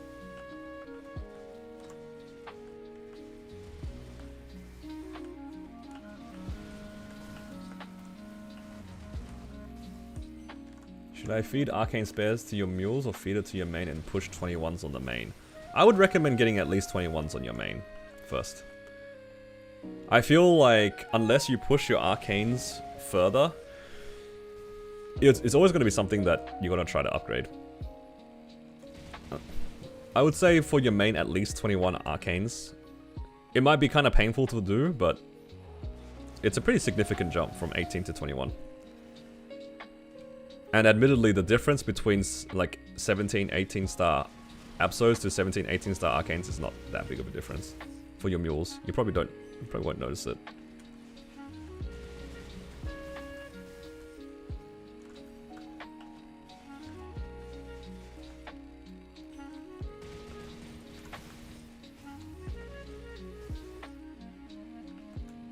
Yeah. The Arcane box changes is like pretty incredible because technically everybody is able to have access to way more chances at the boxes. Because I was thinking about it, obviously it's really good for people who solo C10 on their mules and stuff like that, but the concept of being able to trade and like kind of doubling up on your arcane boxes is insane. Technically. Theoretically. Inspired to work on your mules as well. Yeah, I'm glad.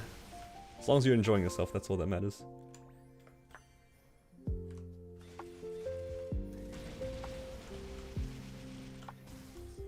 Because, yeah, I'm just thinking, if you ran with, like, let's say a group of 3 people. So there's 4 of you total, right? You take all of your friends' mules on your C10 runs, like the ones that can just barely 5%, and then they take you on 3 other characters, let's say. I don't, obviously, it depends on how many characters you actually have, but man, quadrupling the chances of getting arcane boxes and you can feed all of those into your main by just blue dotting, you don't need much to blue dot into C10E. Like, obviously you're splitting the crystal and stuff, but man, 4 times the chances of arcane boxes is so insane.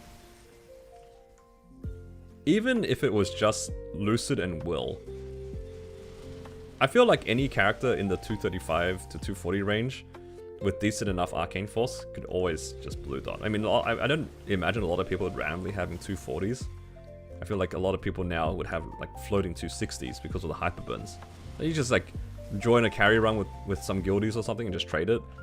You're literally just duping up on your arcane box chances. It's kind of broken.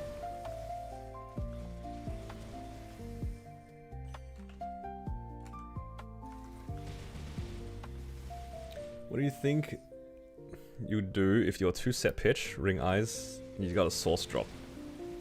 Current sup is 21, daybreak at 21. You got 2 doms and 3 daybreaks. Yeah, so you're in a spot where your fodders are just kind of sad. That's pretty common. I feel like I've been in that situation almost exactly on some characters. So basically what I would recommend doing is trying to get your... If this is your main, if it's your main, I would 100% recommend using those fodders to try to get first a sub pendant to 22. Just like your actual usable sub pendant to 22. Because that thing's gonna be with you for quite a while. Then you can consider like you trying to make a second one. I would try to make a second one. Make a second 22 sub pendant. And then you could just use the source at 21. That's absolutely fine. But it's a pretty marginal gain over a daybreak. I don't know. It just kind of sucks because pendants are so painful. Like there's I don't think there's ever a really good way to deal with source, because it's entirely dependent on your spares and how long you want to do Golux for. At least the star specs helps out a little bit, but it's still not great.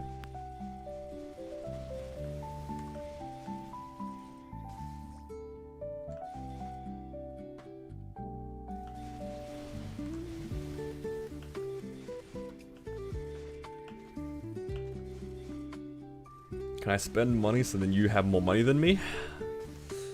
Let me think about that. I'll spend it on Sunday. Am I gonna go H Seren solo at 275? Depends on my Sacred Force. Depends a lot on my Sacred Force. I feel like I probably won't have 250 Sacred Force by the time I get to Seren.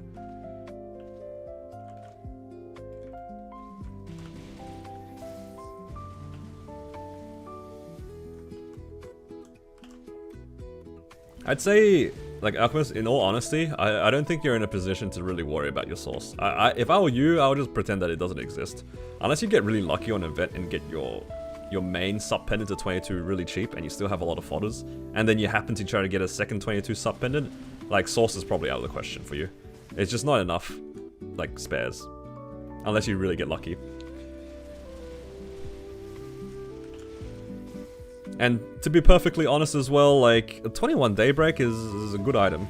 It's not a bad item to use.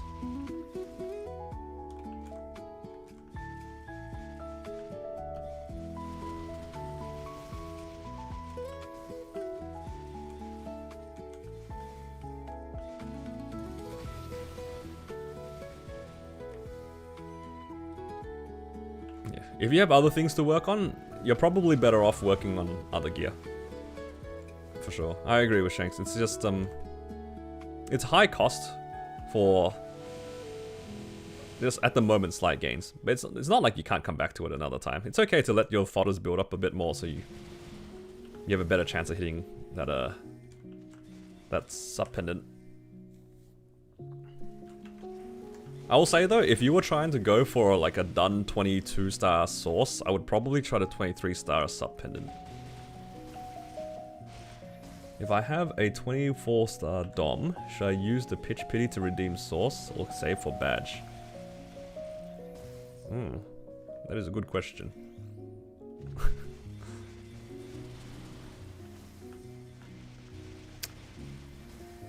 Man, it's so hard. Like, I feel like I feel like I'm not qualified to answer that question.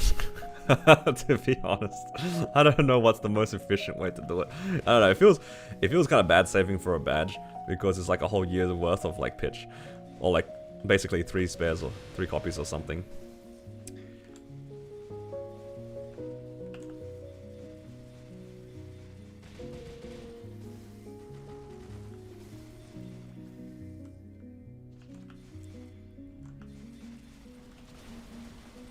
I feel like if I was put in that position, I'd probably just go for the badge.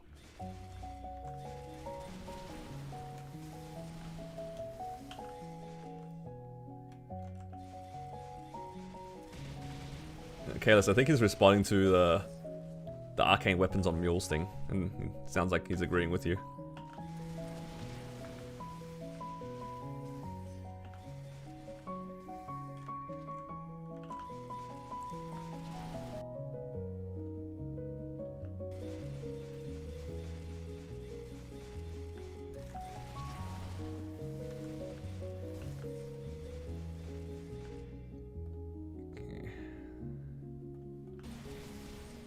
Almost done here.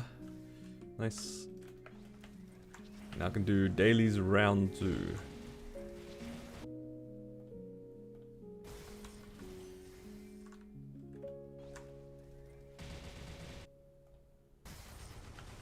Last choice until everything is 22, 23. I mean, whatever works. I'm just thinking on the side, like, if I really wanted a badge, I'd just pick it. I don't know what the... That's why I said, like, I don't think I'm qualified to answer this question. I feel like I'm too much of a... like, I will spend my currencies on what I feel like buying at the time.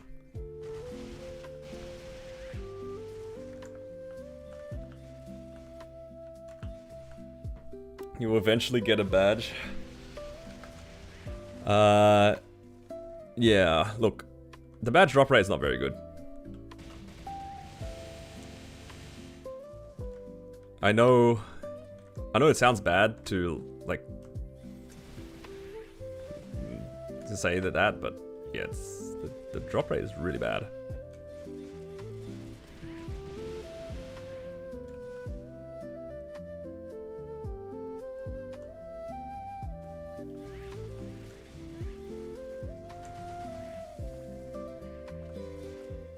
No, no, Kalis, but then you have to understand the difference here is that for the badge, you only try once a month. Luck of dog, I 100% agree. I think the badge on my battle mage is incredibly lucky. I don't disagree at all. Because it took me 55 runs to see my first badge. Like, a total of 55 runs across my account to see a badge. And my battle mage was not that long after that one, so in my small sample size, I'm already pretty aware that it's pretty rare. Like, if I did 55 runs on a single character, that's 4.5 years. 4.5 years of black mage runs, and maybe I'll see a badge. I would even go out to say, like, that's lucky. Estimate is a 3%, there's no shot that it's 3%, dude. Even if it was 3%, you're gonna have to do, what? You do 100 black mage runs for a 3% chance on average? You see it 3 times across 100 runs? Like, 100 runs is like 9 years.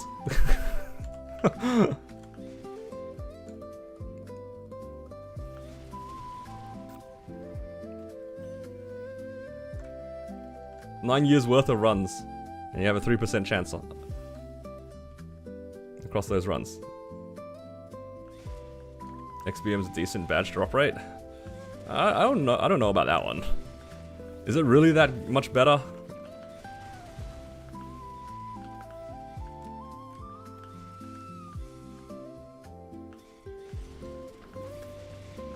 All I'm saying is, like, whatever the numbers are, like, it's just very low. So it's not the worst thing in the world. Look, you're never gonna really feel that bad about pitying a Genesis badge, in my opinion, unless you happen to get one within like the next 3 months of you clearing Black Mage or something. Honestly, if you are doing XBM though, you probably just cope on getting the badge anyway. You probably wouldn't pick it if you're doing XBM. But it's not like it's the worst thing in the world for him to wait a whole year and then maybe pick a badge. He can always just decide to pick something else before then. It's hard to quantify because once a month. Yeah, it's just these sorts of things because of how low the attempt number is. The variance is always going to be high, and it's gonna feel bad if you get unlucky. Look, you gotta think of it like this as well. Like, just think about the amount of times that you failed a 15% chance when you start forcing. All right, just think about 15%. This is already theoretically higher than a Black Mage drop for XBM, supposedly, right? At 8%, supposedly. Think about the times that you failed the 15% success. And now think of it, you have to double that on average to try to hit your BM badge. I'm sure there's plenty of you guys that failed a 15% well over 20 times in a row. You're gonna do 20 Black Mage runs? Or 20 Black Mage runs or XBM runs? It's cooked. The badge is cooked.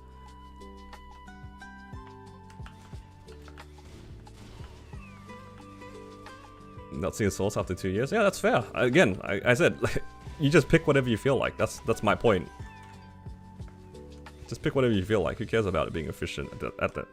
It's just all bad drop rate anyway, right? I'm just trying to say, like, you shouldn't be too scared about min-maxing things and stuff about the badge, because it's just hard.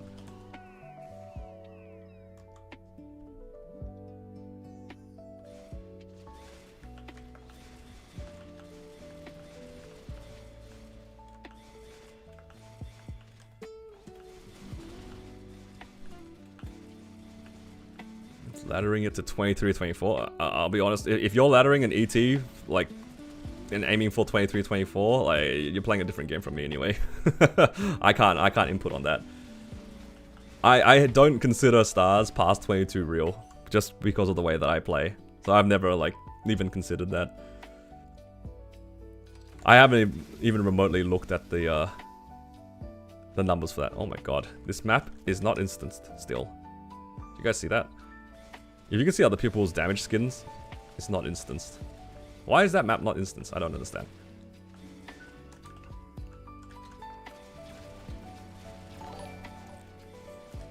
Hello, McKay. Thank you for the follow. Welcome.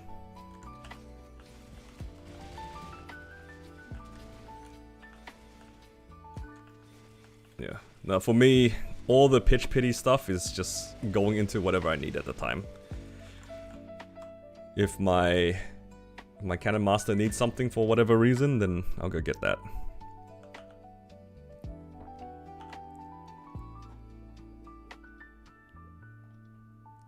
Alright, that's that daily's done.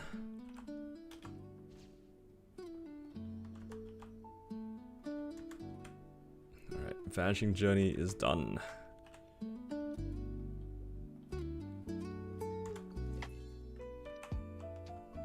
I'm gonna take this off the list now.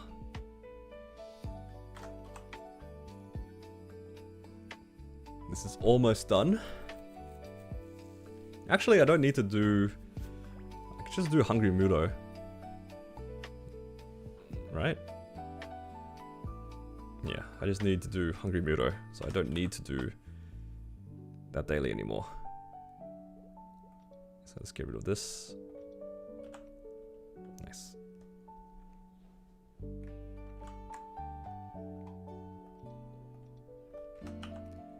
Okay, dailies are complete. Time for some Commercy. Any Commercy enjoyers? Any boaters?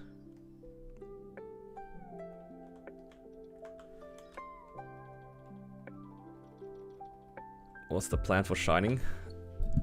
There's a few more things on my Kana I kind of want to work on. I want to try to get my monocle to 21, hopefully. That's why I'm doing Commercy. I don't know if I have... Do I have any spare Twilight Marks? I don't think I saw any Twilight Marks. But if I have... Oh no, I have one. Hopefully the Twilight Mark goes to 21. And I would like to go for a 22-star Meister Ring. I have some spares, so then I can transfer it into this Sub Golix. And then I also have my pendant, like my Sweetwater pendant. That one's a lower priority just because I can use a daybreak, but it would be nice to get a nice Sweetwater pendant. I don't think I've seen a daybreak though, right? Oh, I have one daybreak. Wow. Yeah, so I have one daybreak to try.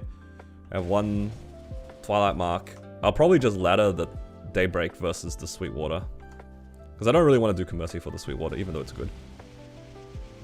What else? Ah, and I guess my ET to 18, but that's like whatever. ET to 18 is whatever.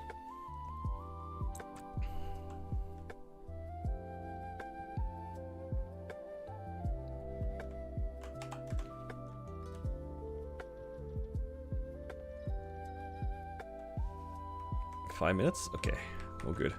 I mean, Tilda sounds like he's keen as well. How many coins will I have? I currently have 400. So I'll probably have more than enough for at least 2 monocles. If my first monocle makes it to 21, then I can try the pendant.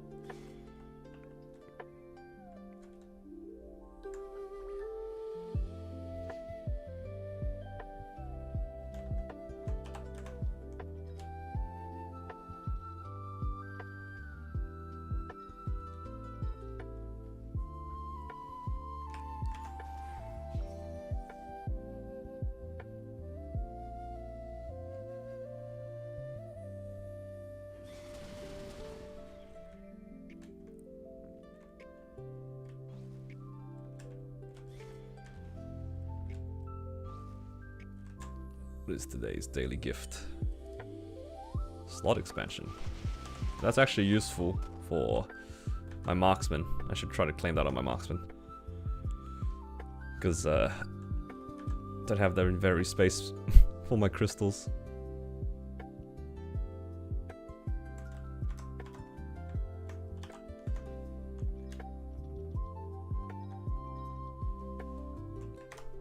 I love sailing.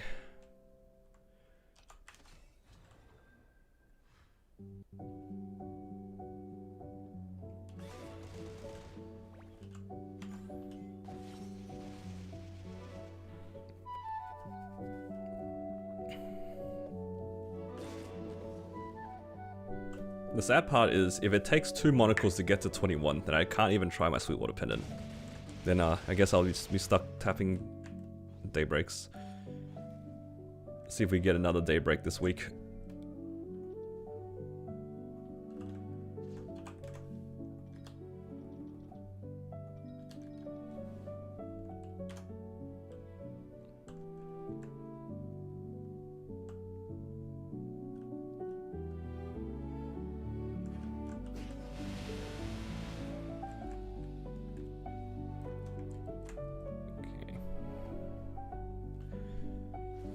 Do not have enough to pity a daybreak. Still quite a ways away.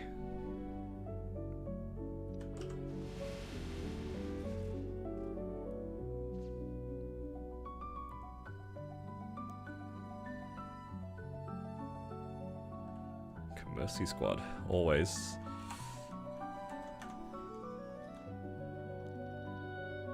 Well, actually, I'll have 450 today.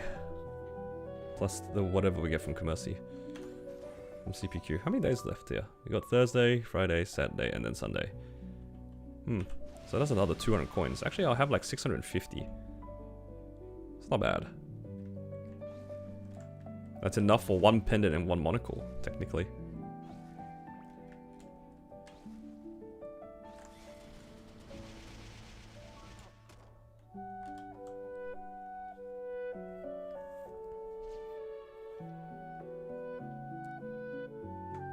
When does Frontier reset? Is that tomorrow? Could've got another 50 if Mel didn't win the scale. True. That's alright. Got ping diff there. Lost it fair and square. I was literally standing right on top of it too. This is so unlucky. Just straight up ping diffed.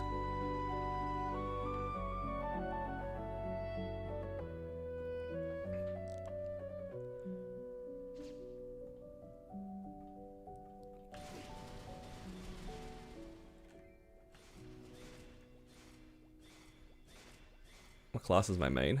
Well, my strongest class is my Cannon Master. But in terms of what I'm working on at the moment, it's my Kana for sure.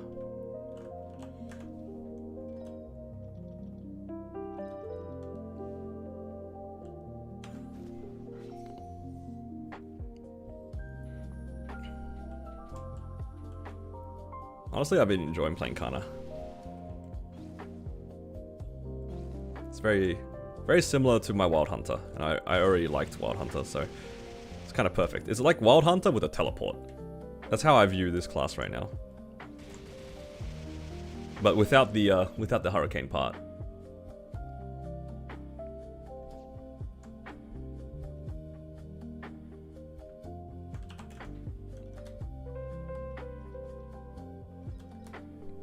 If the talisman skill this is on was actually a hurricane skill, it's basically Wild Hunter. It's like Mage Wild Hunter.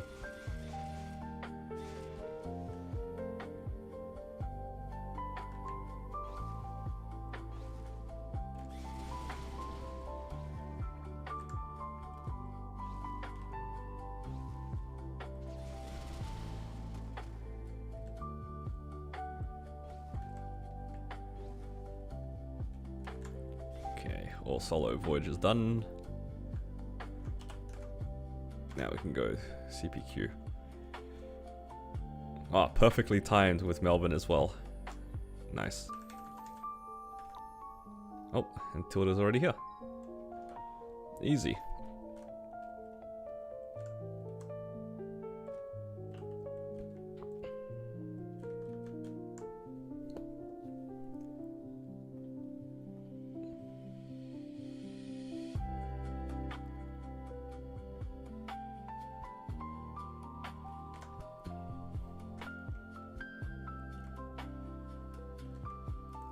Kept old Vanquisher and made it its main attacking skill meta Hurricane. Vanquisher with all the summons it currently has. Thoughts?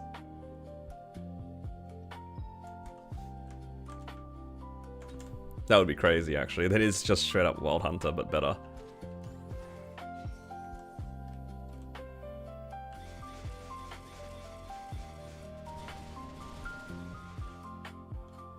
Literally Wild Hunter but better.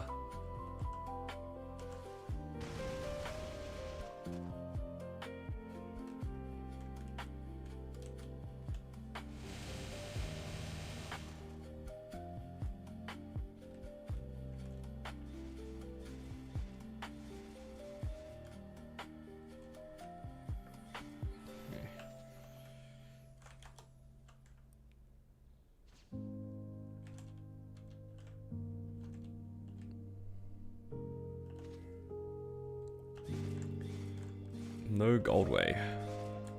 Never lucky. I wonder if the scale drops from anybody, or is it just that boss? It wouldn't make sense for the octopus to drop scale.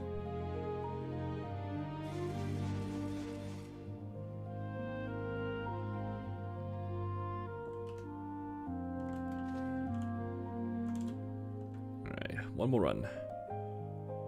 I need to find myself an MPA run on my hero as well, actually.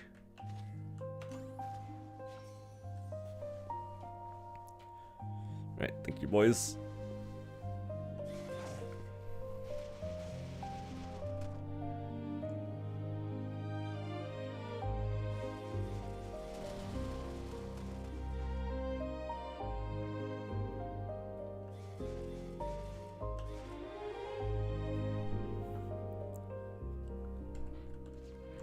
What the? I'm getting yoinked.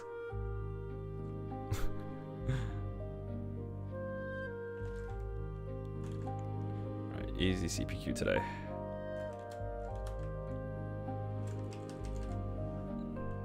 I think my Kana has almost caught up to my hero's EXP as well. After I do my Monster Park runs, it should be more or less done.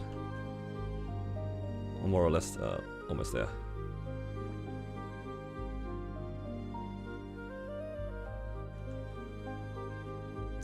Melvin just said, do not change characters while in the CPQ map. Your game gets bricked. What happens if you do it? Like on the voyage or like on the dock?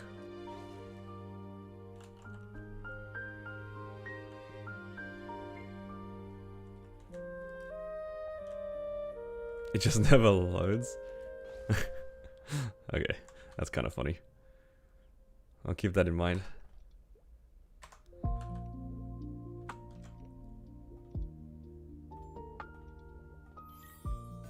Okay, just another 60 more frags to go. Guess I can do Angler Company and that'll get me to like 61. Test it out. Oh, my computer is too slow to handle it.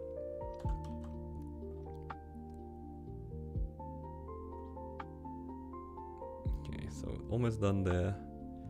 It's gonna be average 18 very soon. That's good. Just like maybe another 2 weeks of weeklies and dailies, and then I should be able to have this character's Arcane Force done. Technically, I should be working on my Marksman's dailies as well, but I don't know about that one. Okay. There's not really much left to do. Hey, we're just kind of waiting for the reset at this point. I guess I could just keep farming, but not really feeling it. Alright, let's see here. Yeah, 2 more weeks, and then I liberate. Because I get 600 for a Black Mage solo, and then another 490 for my weeklies. So after reset, I'm still missing basically 400 points. So 2 weeks, and then I can liberate Kana. I'm looking forward to this one. Look at the base weapon attack on this. It's 400 base weapon attack. Isn't that crazy? Is that not like kind of high? Why does the fan Ramleys have such a high base attack? But yeah, I'm really hoping that the Shining goes well. I really want to get this fan to 21. If the first one goes to 21, I'll go for the 22, because why not? Surely 10 fans is enough, right? I have a few more weapons. I have 3 more weapons here. Surely. I have 5 weapons, so technically I have 15 spares to get to 22. Yeah, here's hoping that that's enough. Alright, I gotta find some characters to place some Absols on. Yeah, he looks fully Absoled. What's this? Dawn Whisper Crystal. I need to find a character to put that on.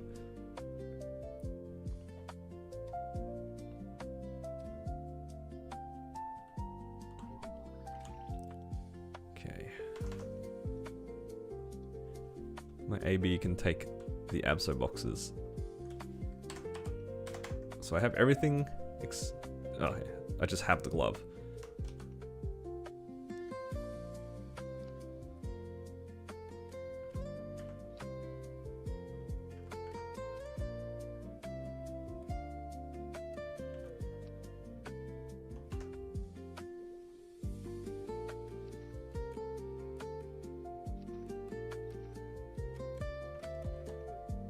What else? I guess it's just overall and hat next.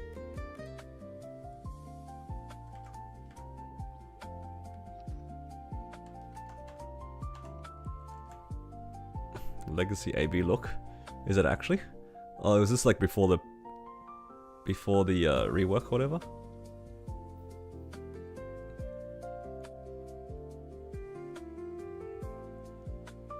Okay, where should I even put this Whisper Crystal? Well, my Kana can't use it. Can my hero or Ren use it? Will it make a difference? If I can get 1 spare, it'll be worthwhile. Just a single spare. How many do you get a week? Usually it's like 7, right?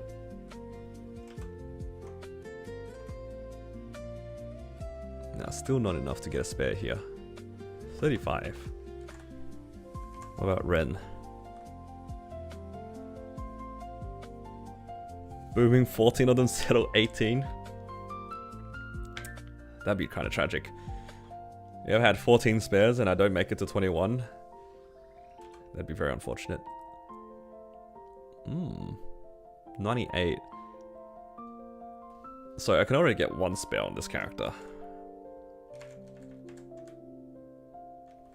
So it's not that important. I'm just seeing if it makes a difference. If not, I'll just claim it on my hero or something. Actually, I should claim it on my Ren. My Ren needs a lot. Alright, what's this one got? Okay, this one also can't make it in time. 41. Okay, I'll just... Wait, hero has no Twilight Mark, no Slime Ring. Ren has no Slime Ring either, right? Is my Ren Slime Ring 21? It definitely does not have a Twilight Mark. The difficulties of trying to figure out where to put resources when you play too many characters. Just jumping back and forth and trying to find out where things go.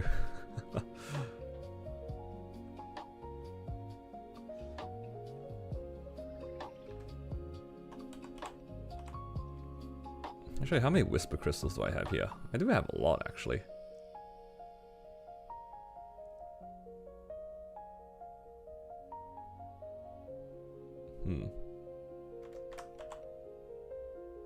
Oh, no, the Slime Ring is already done, so it's just missing Twilight Mark.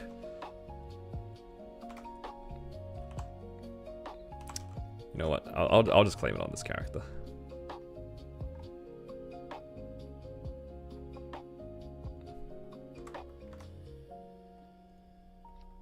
Such a random reward. Where did it come from again? Gonna be like me. What, just confused all the time? Oh, already done 15. Okay, never mind. How much do you get for selling all your spell traces? Like this stack? I think it's like 150 mil for this stack. So this is like 300 mil. Oh, speaking of which, I need to do Arcarium. Hoping for maybe some more dumb pendants. Also need the coins. Coins.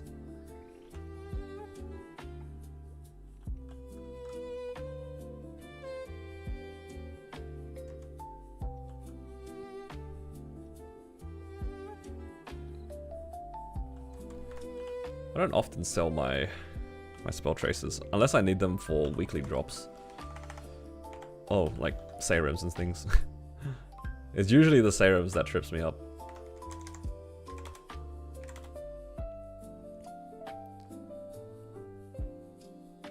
Oh, I don't have Holy Symbol on. Do I wait for Holy Symbol?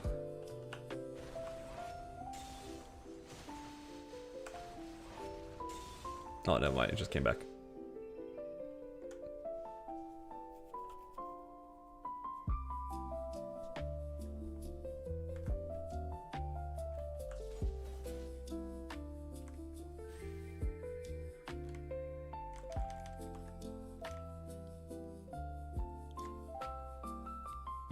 Did I do my Marksman's Golix run after the reset?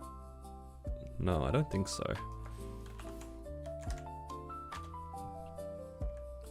I kind of want 700 coins on that character.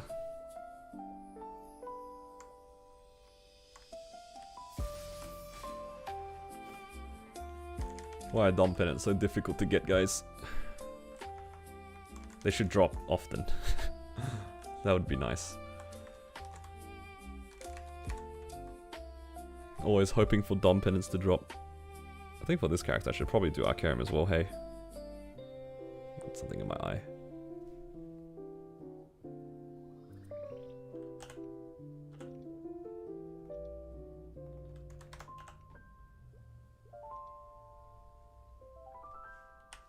Nope.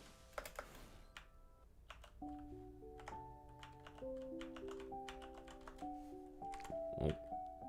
Swap to drop.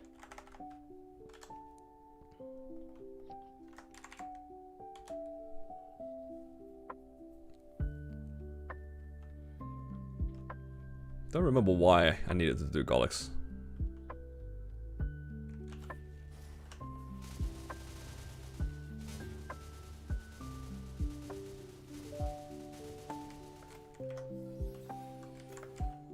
I'm sure there was a reason why I needed to do Golix. Was it just for the coins? Probably the coins.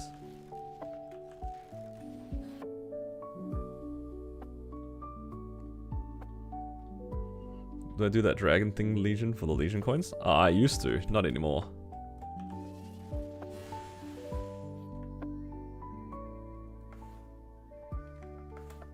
Like the weekly Legion coins? Yeah, I used to do that, but I don't need it anymore.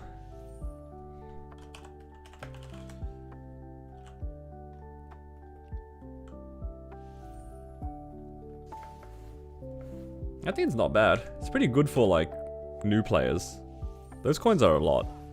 I think that the event buff for it is actually pretty underrated. It's very good for players who need the coins to rank up their Legion. It's pretty fast. Yeah, because 1 point in it is an extra 50 coins for the weekly or something. It's not an insignificant amount. Yeah. No, it's 100 coins. Look at that. You get an extra 100 coins a week for 1 point. Like, if you need these things, it's pretty good.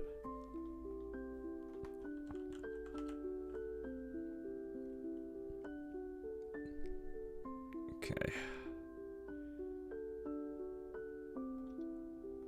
Like, I personally don't need the Legion coins, but 100 extra coins is 100 extra coins. Alright.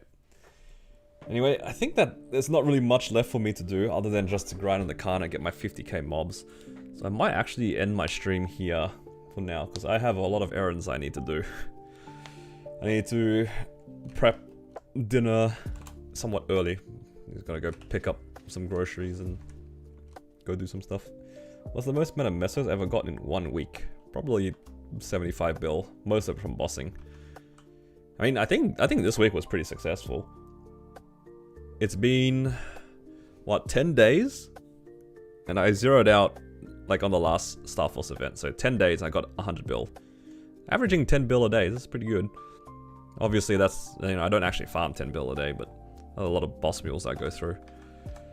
I think I finished everything in terms of selling the crystals. Actually, let's go double check. And then tomorrow will be a lot more fun because then we actually have reset. Yeah, look at that. I sold 170 crystals this week. That is good effort, if you ask me.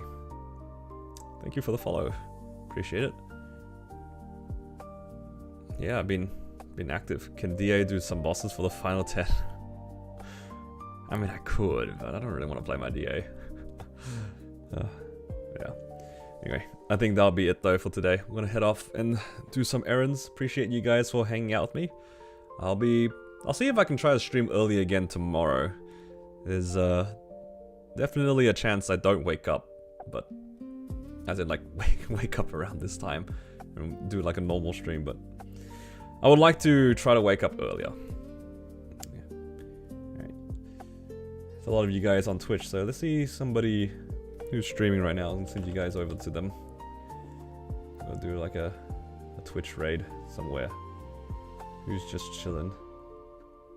There's so many people that are doing that stream now that I don't recognize a lot of these people.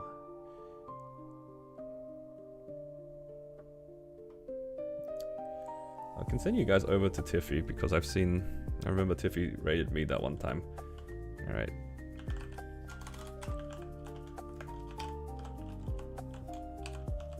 Hopefully they're not AFK. Alright. Appreciate you guys as always, and yeah, I'll see you guys in the next stream. Have a good day.